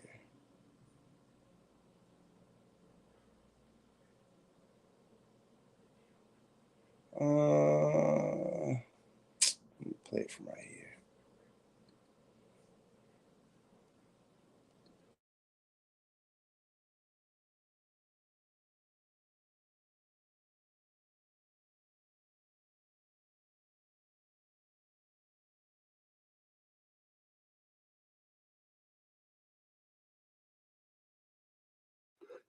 I remember when I first woke up, you know.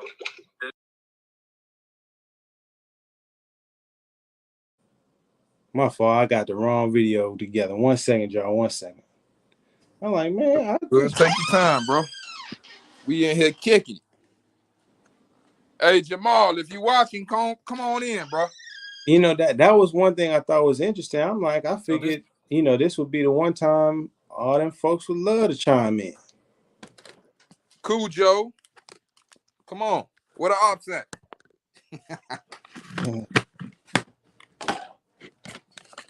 We can have a civilized discussion.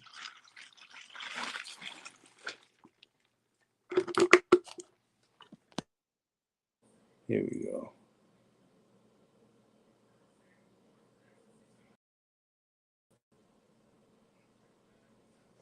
You think these people want people to start waking up and realizing, oh shit, when I took an oath to support the defend the Constitution against all enemies, foreign and domestic, that means any one part of the democratic anything promoting a two-party system is a domestic enemy. Any organization, FBI, CIA, state police, local police, municipal police, county police, fighting against American citizens is a terrorist organization, a domestic enemy, which every single sworn person in the military took an oath to fight against. Let me run that back one more time. Now I'm going to ask you a question on that. And anybody else, please chime in the chat as well. You think these people want people to start waking up and realizing, oh shit, when I took an oath to support the defend the Constitution against all enemies, foreign and domestic, that means any one part of the democratic anything promoting a two-party system is a domestic enemy. Any organization, FBI, CIA, state police, local police, municipal police, county police, fighting against American citizens is a terrorist organization, a domestic enemy, which every single sworn person in the military took an oath to fight against.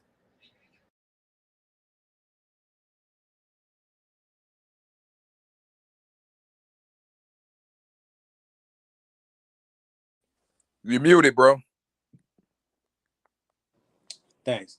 So I wanted to get your opinion on that while you're up here, because when I seen that video, I'm like, man, this is a huge red flag. This person said the CIA, FBI, any police, municipal, all of them are considered, and I quote, domestic enemies and terrorist organizations, and that every military person should fight against them.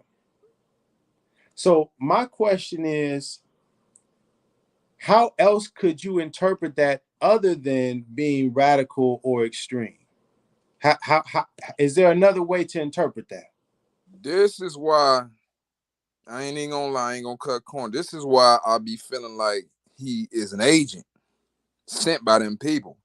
Because one thing, bro, I learned a lot from prison. One thing I learned is ain't nobody special, bro. So when you see somebody getting all the perks and he just getting out and doing this and doing that, oh, I kind of got an idea how you getting these perks. You know what I'm saying? Even though you the gang chief. Usually it's them. So, like, this is why he got so much of a following. And people in the comments like, man, you wouldn't do what he do. And like how they got the Rashad Jamal dude. So you see this, I seen them do this. And I seen them do it all the time. You don't know these people is backing them. You know what I'm saying? It's like the dude to go to Mexico and go get the 50 keys. Yeah, you just don't know he working with the CIA. They want you to see him do it. So once you go do it, you can get popped. So when he started saying that type of stuff and doing reckless stuff and wasn't worried about the consequences, that's what had them, you know, that little research we did about the medals he got. You know what I'm saying? I don't know, you know, I'm gonna leave that alone for now. But yeah. Yeah, no, it's still that never still got addressed. Yeah, so like it's like a Tekashi 6ix9ine. Hey, nephew. Hi. I'll explain later. Yeah, but Yeah, yeah, it's like no, a Tekashi 6ix9ine type of thing. Where he was doing everything reckless and and do this and suck this and all this, right? And then everybody else get locked up and then he get out. So that's how I was looking at the situation. Like, bro, he too smart, he too intelligent to not know what he doing and what could possibly happen from what he doing. And to keep going hard like that, you know what I'm saying? It made me look at him a certain, that's why I'm paying attention to what's gonna happen. Because it's like, what if he get off?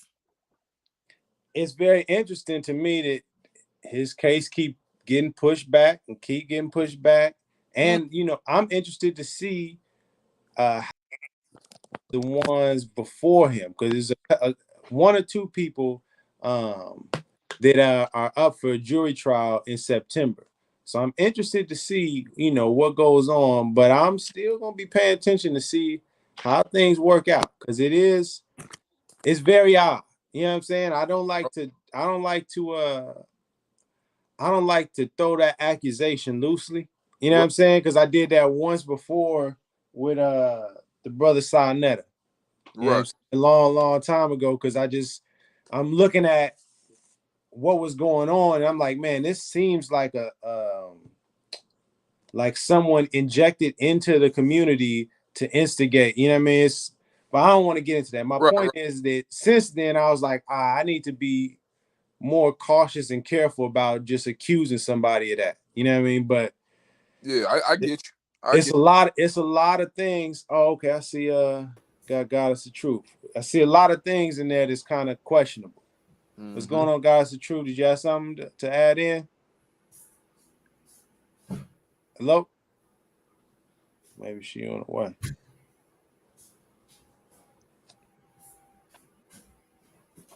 I don't know. Maybe it's technical difficulties. Yeah. I feel you on that, Ben, because that is a heavy accusation, but I'm just going off, you know what I'm saying? I'm just going off experience. You know, I done seen it so many times. It's like, oh, you know, like nobody is Superman. Everybody is human. You know what I'm saying?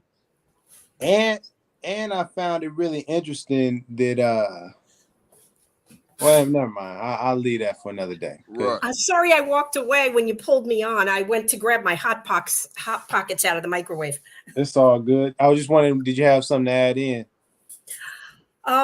Yeah, as far as Jamal goes, I think there's two possibilities. One is he's so far down the rabbit hole of mental illness that he's just gone, and he'll wind up.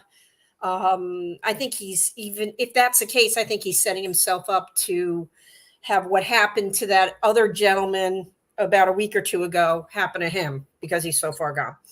The other thing is, if he's an informant, let's take a sideways possibility here. If he's an informant for the government, he is pushing it for trial to wind up infiltrating from within the prison system, because there's a lot of recruiting that goes on in there. And if he's an informant, I mean, look at his military, the fact that he was in the military, good, bad, or anywise, we don't know his record in there, in the military. You know, he could have been groomed for that. We don't know. Is it a possible? Yes. Is it an out there possibility? But in all kinds of things in the world that are really on whatever fringe there is, it is always the extreme, one side or the other. So you think he mentally ill? I think so, because look at how, the reason I say sovereign citizens and Moors that are really that down the rabbit hole are mentally ill is because, again, what I was saying to Rami earlier today, when you believe and what I also agree with what both of you have been saying about the alphabet universe, when you believe something that is patently, provably not true, and you are really acting out and winding up getting a lot of attention called to you, that's a delusional disorder, because you no longer are tracking with reality. You are tracking with essentially Narnia, just to pull something out of a hat, or Harry Potter universe, or Star Wars universe. Could it be just a hunger for power? Could it be, okay, I tasted a little power I That got? too is mental illness. But I in don't these think he cases, mentally they're ill. believing something that doesn't track with reality. I don't know, because with the mental thing, we could say everybody got some type of something. But there is. I suffer from anxiety and depression and attention deficit. Everybody has something. What I will say is, someone mentioned it. I was doing some reviewing, getting ready for this, and seen the comment that he may have PTSD. You know, and when this was all going on, before someone had made that comment, I never even considered that a possibility. You know what I mean? I just never even thought about that. So there, you know, there may, I don't know exactly. Do we know? Actually, no. Well, I don't know.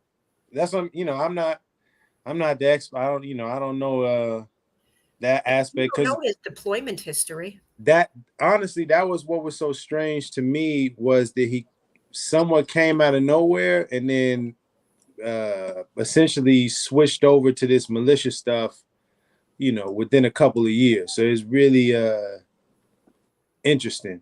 You know what I mean? I don't know. I mean, there are those possibilities out there that either he's mentally ill and really far gone, or he's playing a role. Yeah. Those are two possibilities. Yeah.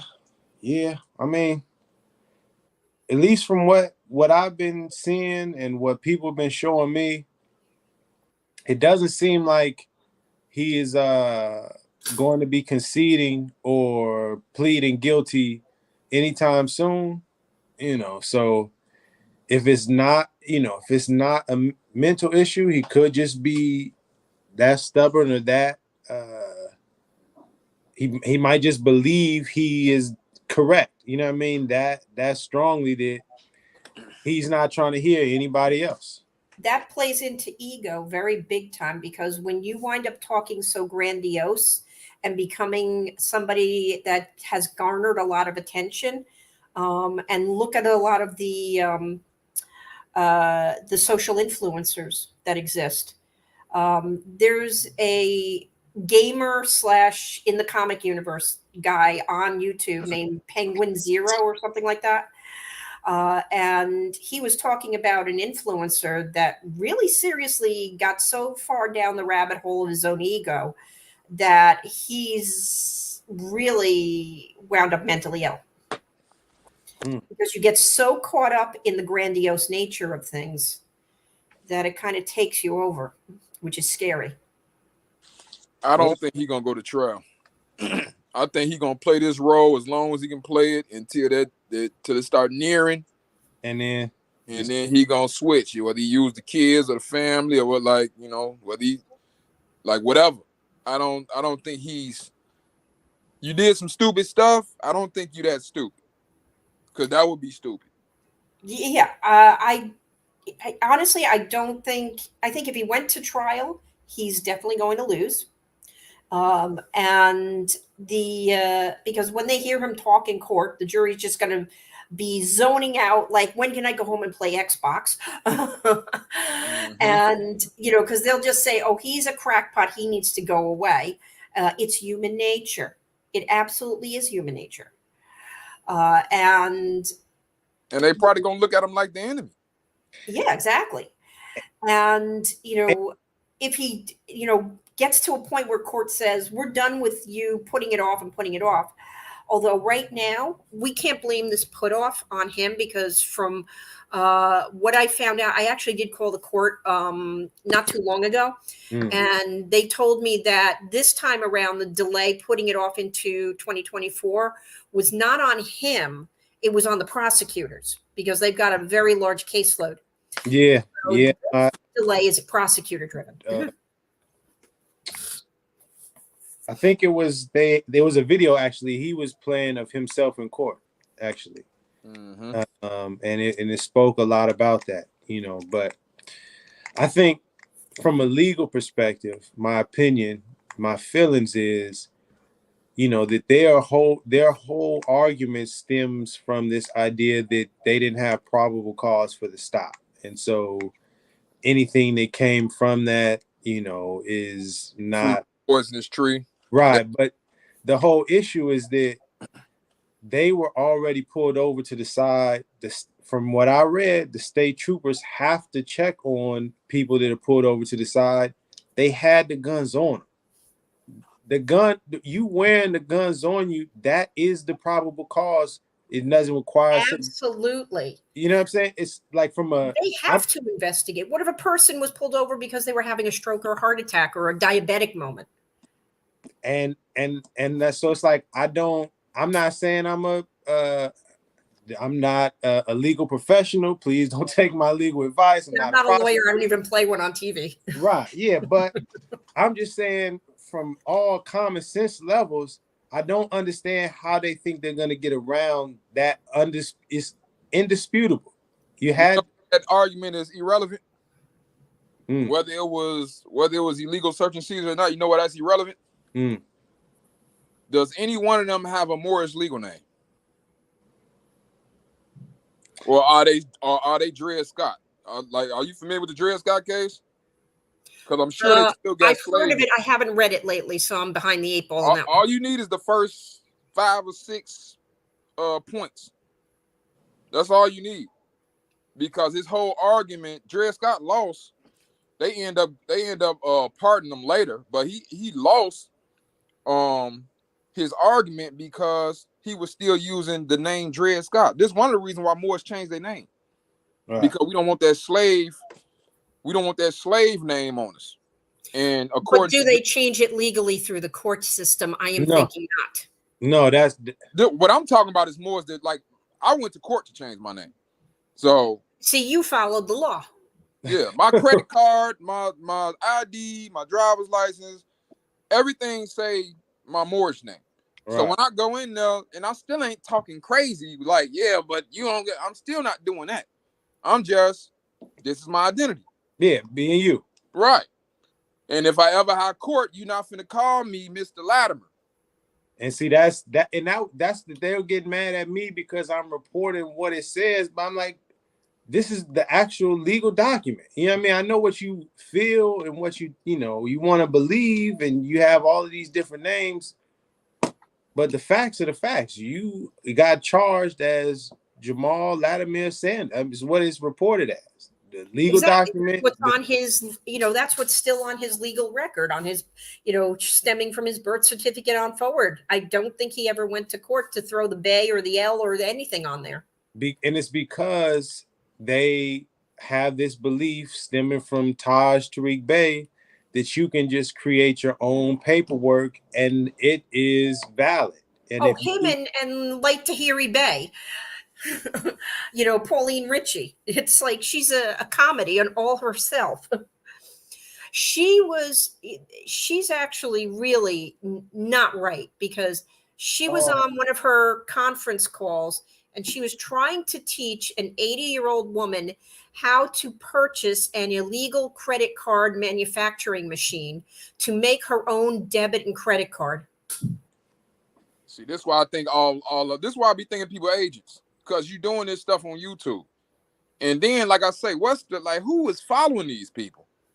Who? Like, it gotta be like it's people that don't have educations, people that are too lazy to do their own research, people that need a place to belong because they may be lonely or, weak-minded, whatever. Those are the ones they target. Mentally ill, low intellect, like intellectually challenged. Like, that gotta be in the mix. You know what I'm saying? Because the stuff is too simple and elementary. You know who else is getting targeted these days? And this is where it's getting scary. Young people are very impressionable. And a lot of them are seeing these videos where they think people are talking police officers and court systems in circles. So they're doing it because they think it's cool and they want to be part of the in crowd. I saw this young white teenage girl in a courtroom or in a car, I forget which it was, doing the sovereign citizen routine. And she was very well put together, very articulate, but she was saying all of these things right off of the script. And I was like, oh my God, where is this person's parents? Yeah. Yeah, I mean, it's a sad. It's a joke. That's where it's getting scary. Yeah. I think it got scary a couple of days ago, because now the people got, like, whoever didn't like the Moors in the government, they got the right ammo they need to, okay, you see what this happened, now we need this much funding so we can do it. I told you, Domestic Terrorism Prevention Act came out a month after them people got caught. I'm going to have to look that up because that sounds interesting. I try to keep an online library of all kinds of information, both legitimate, comical, illegitimate, even psychological journals, whole thing, law cases, everything. And I think that would be something I'd like to put in my library because that's very interesting. It's basically the new FBI files, because the FBI investigated Moorish Science Temple about 100 years ago. I have all those in my library also. I downloaded the FBI vault on everything. Yep. The vault. Yep. So they basically doing the same thing now. Like 50 years from now, we'll be able to, it'll be redacted probably. But yeah, how they files. Mm-hmm. Yeah, I thought a lot about that. I thought it was really interesting that happened to the Moorish Science Temple in association with the Japanese. Yeah, did you see what they were saying though? Yeah, no, I saw same stuff they saying now, bro. No, it's the same stuff. Sedition. You heard about the Alien and Sedition Act? Mm-hmm. So no, I haven't. I'm behind the 8 ball on a lot of things. Yeah, just look it up. Sedition is trying to take over the government. So that's what they was investigating the Moorish Science Temple all the way in the 1940s, late 1930s, because Moors was saying, yeah, when Japan win, they gonna give us a portion of the land and blah blah blah blah blah blah blah. Some of them. So they had informed. Tahiri Bey was saying that they now rule Japan. Hello, did anybody call the government of Japan and tell them that? Well, didn't Swindle pop her with her license plate from the state? Yes. Oh, right. In fact, I hang out with that group. Right. So it's like, I don't understand how people can even, like, if you into it and fall for it at first, like, as soon as you start reading and doing research, You should be able to see straight through this stuff. But that's what they count on people not doing. They count on them just, taking everything at face value and not doing their own legitimate research. It's kind of akin to a person just going to some stockbroker because their cousin of their Aunt Paul recommended them. And then it turns out that they didn't do their research about what was recommended for them. Yep. I wanted to ask both of you a question. Okay. Heritage and ancestry. Why do so many people resist looking into their own, like, where did my grandparents come from? Where did my grandparents' parents and their parents, so on and so forth, come from? I got pictures from the 1800s of my people. Oh, you're so lucky. Native American, Caucasian, you know what I'm saying? Only thing, you see, my situation is weird because I'm actually adopted. So I have my adopted family, but I also have biological history. So I've got two forks. You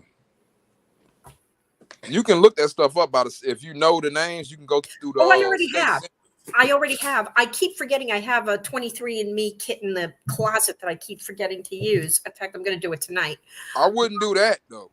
You believe in that? I'm willing to take a shot at it. It can't hurt anything in my case. I'm both my parents are gone. Even my brother's adopted. We both come from California. Our adoptions were prior to when we were born, arrangement wise. I already have done my own history and have the names of my biological. I just have hit a certain wall with my own research has only been able to go so far. I also do want to dig more into my adopted family because I got a lot of love out of my adopted family. They didn't tell us we were adopted until I was 15 and my brother was 18. Damn. And I had nothing but a good upbringing. I was blessedly lucky. If you don't mind me asking, did they explain why they waited till then? Yes. The reason was my brother was signing up for college and they couldn't answer the medical questions. And they said, if we tell one, we must tell the other. Gotcha. Yeah. I mean, it didn't matter to either of us, except for me with my curiosity. To your question, in my opinion, I think sometimes it's difficult getting into your heritage because it starts to bring up really uncomfortable situations in history that sometimes, our family and certain people may not want to discuss. And, I can understand that. You know what I mean? It may be difficult. It, may be hard to explain. Maybe some secrets in the family that, wasn't supposed to come out. It gets kind of tricky. I was speaking with I never thought about that, but you're right.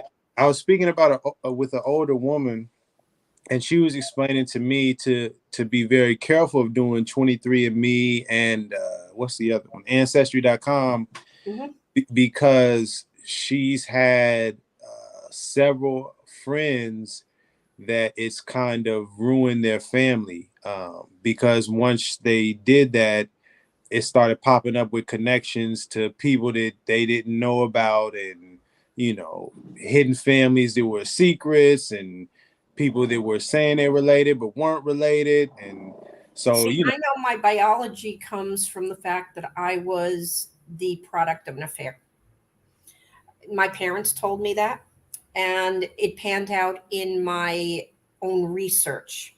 And the research that I did, where I hit a stone wall, was prior to when there was an ancestry, prior to when there was, or at least there was an ancestry, but it wasn't what it is today. And prior to there being a 23andMe or being the ability to really run DNA.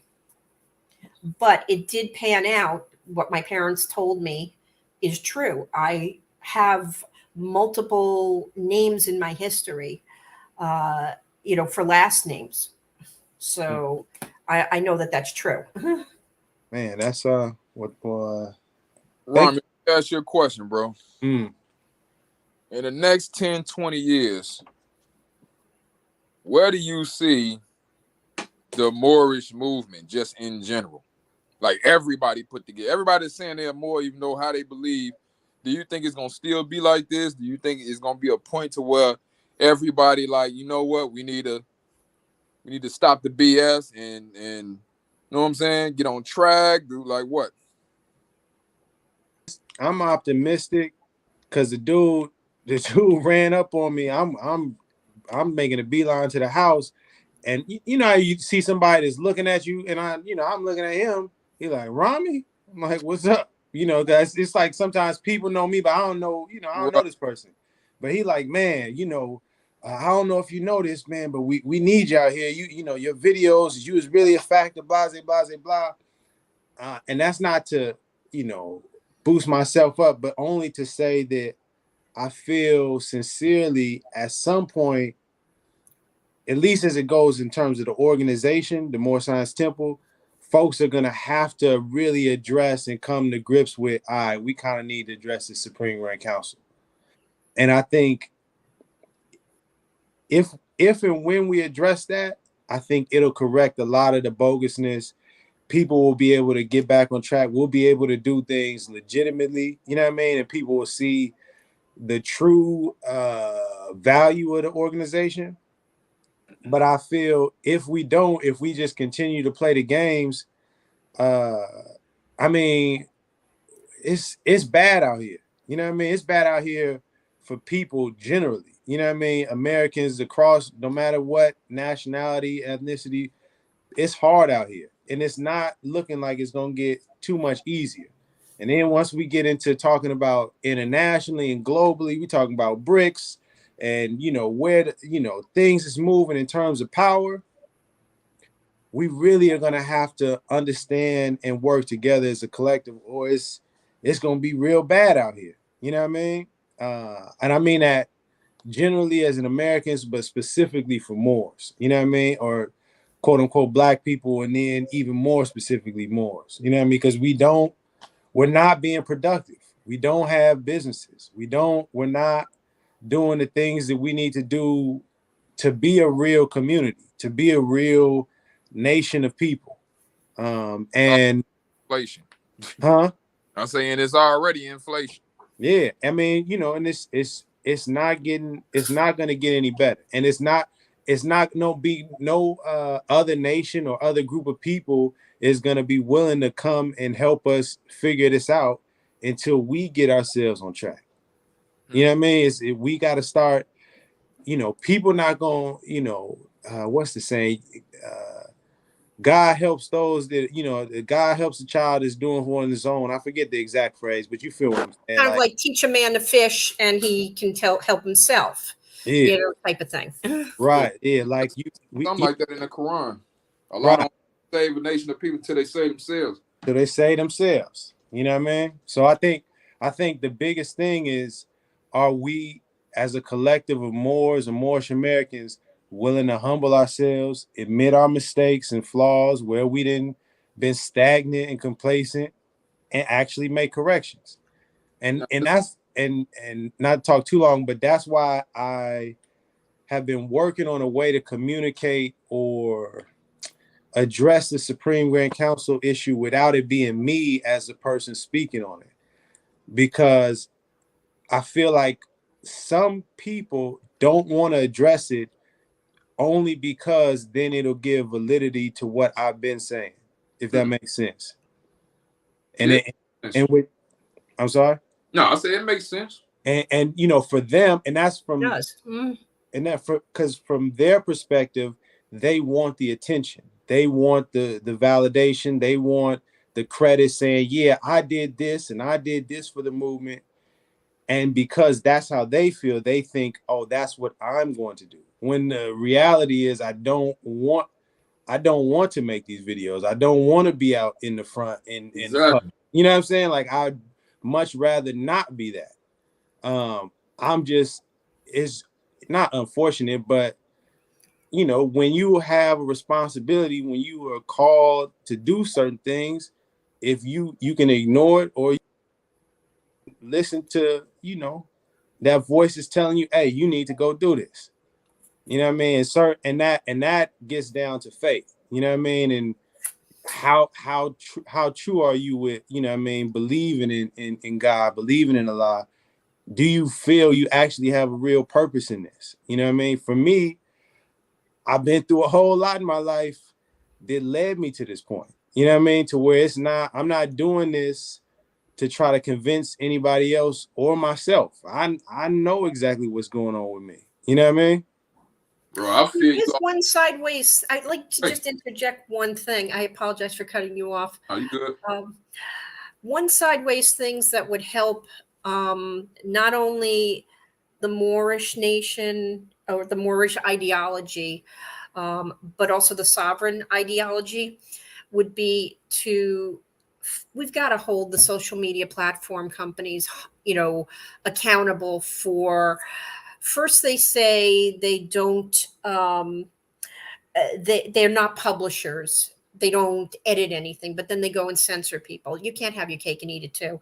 And they are allowing people to push forward, all of this criminal teachings, criminal tutorials, to push anarchist movements,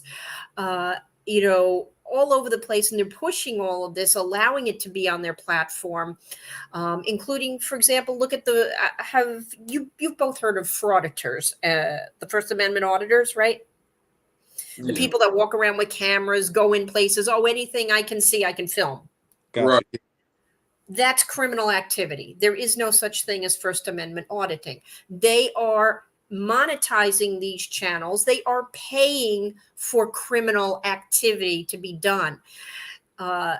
So they're allowing criminal activity everywhere on their platform. How many channels do you see that are pushing, you have these secret squirrel accounts where you have a Treasury Direct account where it's the back of your Social Security card or your birth certificate. You have a number there. It's a secret account. How you can get a passport without a birth certificate or Social Security number. They need to be held accountable for monetizing these channels, for allowing the content, which is criminal tutorials, on there, and they're not being held accountable. Period. Cut those types of channels off. Force social media platforms to be accountable for they're being accountable anyway. Somebody starts going after a channel, and the person with the more numbers that are bringing in more money to the platform wins a lot of things, and the person being legitimate gets their channel taken away. Yeah, I mean, it gets tricky because then it's who is the authority on deciding on who gets channels taken away, and what are we basing that on? We're doing that anyway. No. I mean, that's what I'm saying. It gets tricky. It already is tricky. You know what I mean? Just the fact that we can't speak absolutely freely about some subjects right now. You know what I mean? And I mean, but that I hear you on that one. But take away the criminal content. Yeah, that issue is a very complex one. You know what I mean? And it's Yeah, that's a slippery slope. Because then, say they did that and made a standard for what could be taken down. You know what's gonna be next? This shouldn't be entertainment. Y'all shouldn't be able to make these type of movies because this is showing people like, yes, this is why I just freedom of speech, no censorship. If somebody dumb enough to do it, like, to me, it's like education. But yeah. Ron, I feel you on what you were saying because, bro, I was telling my mans and them, like, bro, we was over there with Taj and them in the Moorish American consulate. And I'm like, bro, it took a whole year for me to go. This is why I just went berserk. Because I'm telling, like, bro, we got to call Taj. We got to tell him this happened. Tell him this. We got to sit. No, I'm like, man, call Taj. We got to, like, why is this happening? He's the biggest grifter there is. I mean, all of these channels eventually wind up selling these fake documents that have absolutely, positively no legal worthiness in a court. Nationality documents, you name it. Anything with a Moor letterhead, illegitimate in the court of law. And I mean, they're selling it. And here's the thing. in terms of like you're talking about where Moors are going to be in 1520.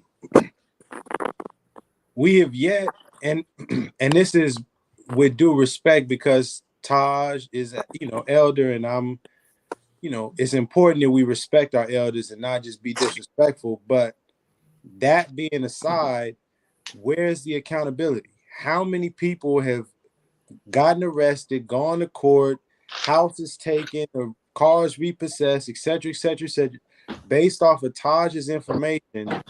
But That's why I Taj, say I grew up a long time ago and I learned for myself that just because a person has age status doesn't make them right and doesn't make them automatically entitled to respect. No. Respect is earned based on what you do, how you conduct yourself. Are you right? Are you wrong? Can you accept being wrong? I hear you. I just for my faith and culture, I've my goal. I strive to, even if they may not be acting worthy of respect or deserving of it, I still need to give that to them. You know what I mean? Even if they aren't acting themselves as an elder should. You know what I mean? But my point is that is a major thing, an issue within the Moorish community that needs to be addressed. We need to have some accountability. Taj, come front and center. Let's have a real discussion. Let's not dance around the questions. Let's have some real accountability. He does dance.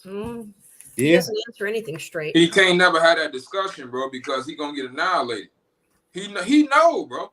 right. Yeah, He you know know. what I Did mean? I tell you about the time I talked to him? The one time? Nah. Well, I'll say that for later. I don't want to get too far off topic, but he know, bro. Yeah, no, we gotta have another one because I gotta. My son, he pressured me. I was only supposed to be on for about 45. He said, "You're not gonna be on there for just 45 minutes, Dad. Yeah. Your son's a good-looking boy. He's smart. But that's how more. But I'll say, I had a conversation with Taj once myself. I talked with him and I had a phone conversation, and but even in the phone conversation, it was just, I have I feel that I've been gifted. No, listen. I feel I've been gifted a bit of intuition, and sometimes I'll see certain things, but it won't click at the time.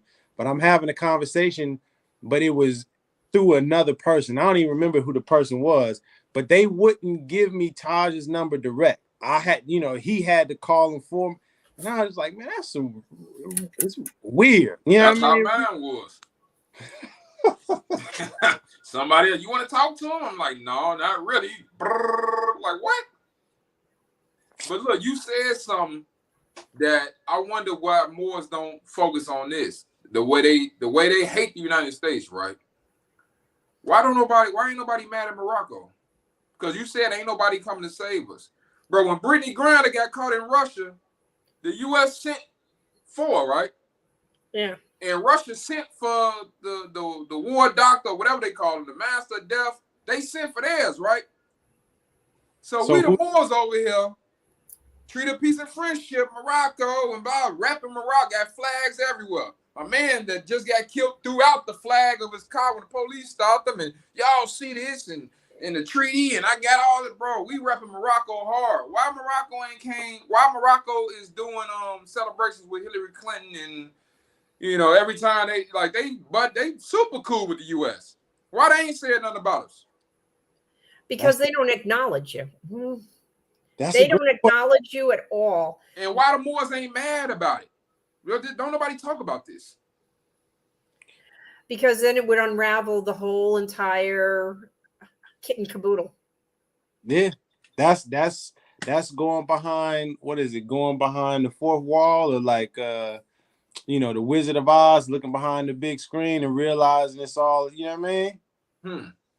You realize, oh, this is all, bogus.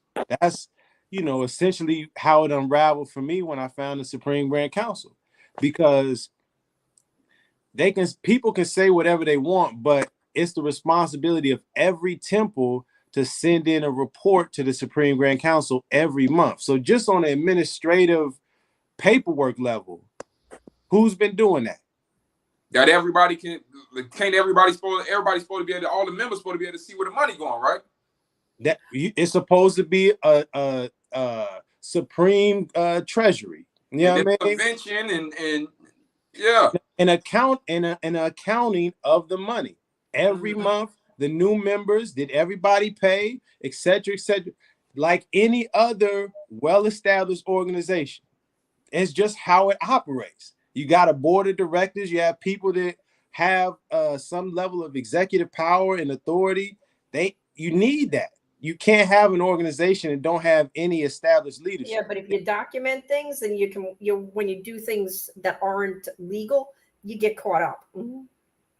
And so when that's lacking, and I understand this because I worked in records management, you know what I mean, for a gigantic company, and understood how important it is to have the documentation, because I was working with the law department, and they like, yo, we need this because it could go from losing $50,000 to losing $5 million if we don't have this record. So I understood, 15 years ago, why it's important to document and have records and have it well established. So then I look to this movement. It's like, well, if we're claiming we are proclaiming our nationality, who has the database for all of this?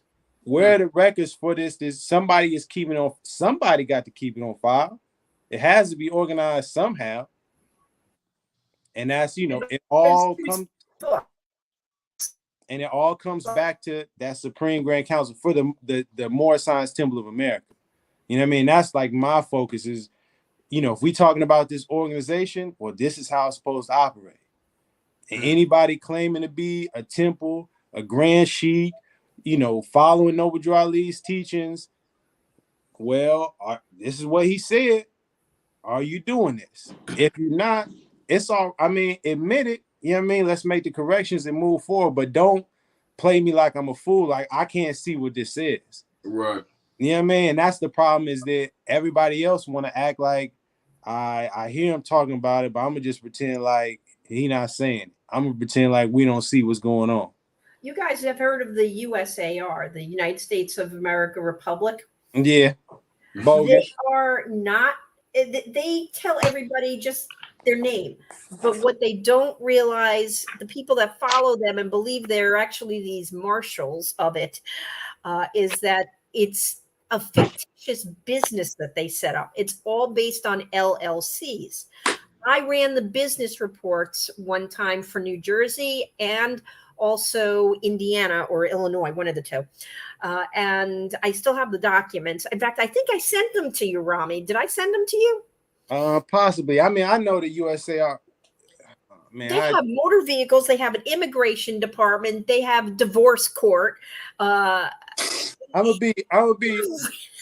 Marshal service. Are they going to arrest themselves? I'm working on being more considerate on my words, so I'm trying to be careful with how I express this, but I understand that they're completely illegitimate, and that's why I honestly haven't given them too much time, because it's like it's not even worth my time. But I did want the group. Yeah, like the whole group is just, they ain't reached out and, oh, you need to talk to whatever the leader brother's name. I forget. I apologize. He's locked up right now. Yeah, Lamont Butler, I think. Is that him? No, that's the Constitution. He's locked up too. Right. Oh, okay. But same situation. But I got two things. I got low battery, so we're gonna have to go in a little bit. But I wanted to address this real quick. El Ben Joanne, I'm gonna just say, if you would like to come on real quick, I really appreciate the discussion, because it's a really interesting comment. Keep doing the work, teach the children, but you are far from elder, philosopher, prophet status. Stay in your roles as advocates. That's very profound. Yes. Right. Yeah, I would love. Don't overstep, in other words. Yeah, but I would love to have a conversation, just because I don't think I ever claimed to be an elder. I don't think I call myself a philosopher or call myself a prophet. Me neither. I think I just make provide the information, honestly. Funny thing, I traced one of the location addresses for the New Jersey USAR. It went back to a Chinese food restaurant. I Google mapped it. I Google Earthed it. Yeah, I don't like. I'm like Rami. They not even like. It's just another group. Like all this stuff, you know. It ain't even worth the time, really. You know, they're just another group. I talked to a few of their members as well as they leader, and it's the same thing. To me, they is an imitation. They want to be the Moorish Science Temple, Right? And mixed with, you know, they got a king leader or like. I'm good. Yeah. Real quick, any final thoughts from either of you on the rise of the Moor situation? Final thoughts on their whole, you know, their group and the outlook of them moving forward before we get up out of here. Final words, I'm gonna say, whoever still got a case, you need to try and get the best cop out you can. Like all y'all. I ain't just talking to everybody but Jamal. You need to do it too. Not to interrupt you, but that just reminded me what you said, all of y'all. The people that have the court case in September, if I'm not mistaken, they specifically argued to be separated from the group that's going in with Jamal. I forget the terminology, but it says specifically that they denied the request to have their cases joined together as one collective group. Right. And I thought that was really interesting. You know what I mean? And it's not being spoken of. So I'll be interested to see how that plays out. You know, because I'm wondering if, you know, they may end up working out a deal in part to agree to testify against the other group. That would be interesting because this is why I say, like, y'all need to cop out, because stuff like that can happen to where they get tired of you done wasted too much of their time, and now they finna get a deal to them and they finna slam y'all. Y'all Right. finna be the example. Right. So you need to cut the pride. Don't, you know, we making the video talking about it for everybody else to learn from it, ain't for y'all. You know what I'm saying? Go do your little 1-2 years and go home. And act like you you know, did 20 years after that. Now you can be the tough guy for real. Now I've been to the joint. Yeah, I'm done. they're guilty. They did not have permits for their weaponry. They shouldn't have had them many cases. They're guilty. They're done. And once they start talking, it's going to get worse for them because the jury is not going to put up with them. So they definitely do need to cut deals for themselves. Word. I appreciate both of y'all contribution in this discussion today. I wanted to grab a book real quick. 1 second.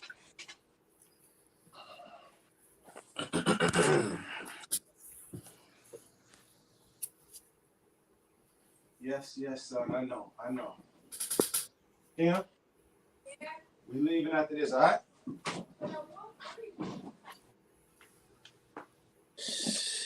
Real quick, sorry about that. I wanted, because I did, you know, I appreciated your email, Goddess of Truth. And honestly, I was just taking my time on how to respond because I wanted to give you the respect, you know, considering your perspective. But I wanted to show you this one book, if I could. Give me just a second here. Something for you to study or maybe look into to help you. I'll be happy to. Mm-hmm. If I can find it. I just wasn't planning on having this discussion just yet. And I thought it was right at the beginning too. That's how I'll be when I be trying to find stuff on the fly. It be Yeah, man. It's like, God dang it. I know I got it. Oh, here you go. 47. Yeah, I'm quite the opposite. I used to be an administrative assistant in the Sony Law Department, so I learned how to be very organized. If you saw my computer, you'd laugh. So this is the book. If you can see, it's called A Muslim American Slave: The Life of Omar Ibn Said, and it's translated from the Arabic, edited, and with an introduction by Ala Al-Arayes, I believe. And it's who's the author? Omar Ibn Said, or is spelled Said. So Omar Ibn is IBN SAID. And real quick, let me just read the quick on the back. Born to a wealthy family in West Africa around 1770, Omar Ibn Said was abducted and sold into slavery in the United States, where he came to the attention of a prominent North Carolina family. After filling the walls of his room I think I have that in my library. With pietous petitions to be released, all written in the Arabic language. As one local newspaper reported, Ibn Said soon became a local celebrity, and in 1831 he asked to write his life story, producing the only known surviving American slave narrative written in Arabic. I think that was in the news like this earlier this year or last year, where they found some more documents in his own penmanship. Right. So in the original language. The one thing I just wanted to read real quick is literally the translation, the first page of his autobiography. It says, I'll show you that. Can you see it real quick? Can you see that right there? Yes. See there, go right there. The life of Omar Ibn Said, called Mortal. I don't know if you can see that, if it's coming through. But it says, the life of Omar bin Said, called Mortal, a Fula slave in Fayetteville, North Carolina, owned by Governor Owen, written by himself in 1831, sent to Old Paul or Layman Kebby in New York, 1836, presented to Theodore Dwight by Paul in 1836, translated by Honorable Cothiel Esquire, 1848. It's amazing that he was so literate for that time. Yeah, the reason I want to just bring that up in relation to our discussion is because here is a documented example of what many would consider a quote-unquote Black or African American person who himself identified as a Moor or mortal. And this was back in the 1800s, and he was in North Carolina, which is the area that Noble Drew Ali was born in. Interesting. I'll have to dig into my library, see if I have it. If not, I'll look into getting that. And they also got a movie about him, I think, called A Prince Among Slaves. Yes, sir. And this the other one, real quick before I get out of here. Just another one, Servants of Allah, African Muslims Enslaved in the Americas by Sylvain A. Diouf. You got some heat over there, bro. Huh? So you got some heat over there. Yeah, real important information. So please look into those and look out for the email. As for everybody else that's been watching, appreciate y'all tapping in. Hey, thanks for doing this. I enjoyed tonight. I learned a lot of different things. I appreciate you chiming in, giving your perspective. Hopefully next time I'll be doing some more of these. And hopefully next time we'll get some people that are a little more courageous to share their perspectives. So the goal in this is to not get into debates or get into arguments. Yeah, not to get into basic arguments, but more so to gain better understanding. So exactly. You've done that tonight. I appreciate it. You know what I mean? And good brother, I'm gonna hit you up offline, and let's figure out a time, and we're gonna set one of these up to discuss some more issues. You know what I mean? Have a wonderful weekend, both of you. It was a pleasure speaking with you. You too. And before we go, bro, my best day is Sunday. I'm working like 90 hours, like no lie, 90 hours, at least 15 hours a day, bro. 90 to 100 hours a week. My off day is Sunday. This is why I've been MIA. So hey, all right. Me up. I try and get up on your time and talk to you, and we can chop it up. I'm right there with you. Yeah, I literally, I literally got more time than I was supposed. I gave myself an hour. I was only supposed to have that. So Right. I feel Okay, you. I'm heading out, guys. Have a great night. All right. You two be cool. Yeah, peace. But yeah, we gonna we definitely gonna get it because it's some more things I want to discuss and get your perspective on. You know what I mean? Yeah, inshallah. Just text me or whatever. We gonna get it together. For sure, for sure. I'm gonna drop you off and then I'm gonna close out real quick. And then just real quick, we're gonna go ahead and close out. We had ourselves a good discussion. Let me see how much time I got left on the battery. Ooh, we got 12%. Ooh, we cutting it close. So let me go ahead and hurry up and get up out of here. We've been speaking about Noble Drew Ali, you know what I mean, and more. So I figured, why not make sure I read something for him? You know, let's see what I can find. These holy and divine laws are from the Prophet Noble Drew Ali, the founder of the United of the Moorish Temple of Science, the Moorish Science Temple of America. These laws are to be strictly preserved by the members of all the temples, that they will learn to open their meetings and guide it according to the principles of love, truth, peace, freedom, and justice. Every subordinate temple of the Grand Major Temple is to form under the covenant of love, truth, peace, freedom, and justice, creating their own laws and customs in conjunction with the laws of the Holy Prophet in the Grand Temple. Oh, man. The Prophet Noble Drew Ali was sent by the great God Allah to warn all Asiatic of America to repent from their sinful ways. Even in our holy book, if you will, Noble Drew Ali was talking about us following the law. Last thing I want to close out with, let's see here. Let's see if I can find one other thing. I think I know exactly what I want to read. Hold on, let me find it. It's been a minute since I've been flipping through here on the teaching. I believe it's chapter 10. No, not chapter 10. Pardon me. 1 second. 1 second, y'all. 1 second now. Give me a second now. Just give me a second. Pardon me. Pardon me. What is it? Where is it at?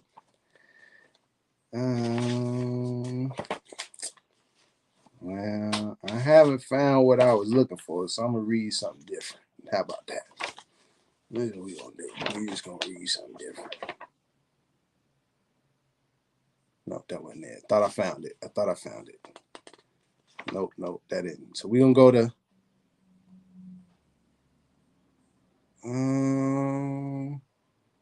yeah, we're just going to go to religion. Oh, it's in the chapter. Praise Allah.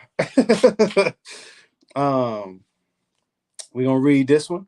Allah is just and righteous and will judge the earth with equity and truth.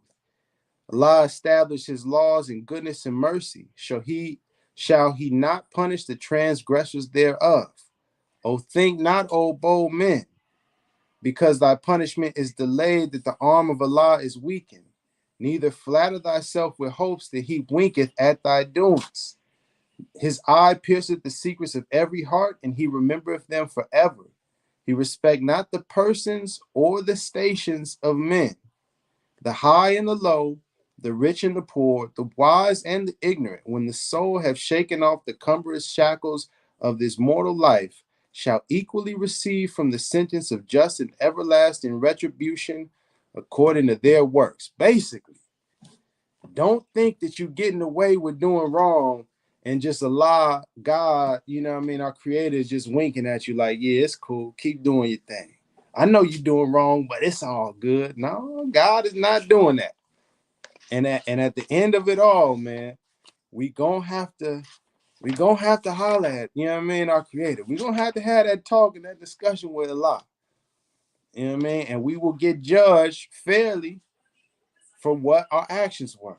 You know what I mean? So we should strive to do more good than bad. And on that, let me read this last thing. And this one is actually coming out of the Holy Quran. by way of Prophet Muhammad, peace be upon him. And it says, we sent not a messenger except to teach in the language of his own people in order to make things clear to them. So Allah leads astray those whom he pleases and guides whom he pleases. And he is exalted in power, full of wisdom. I got one more. Let me see if I can flip it. One more before we get out of here. Let's see. One more before I go. One more before I go.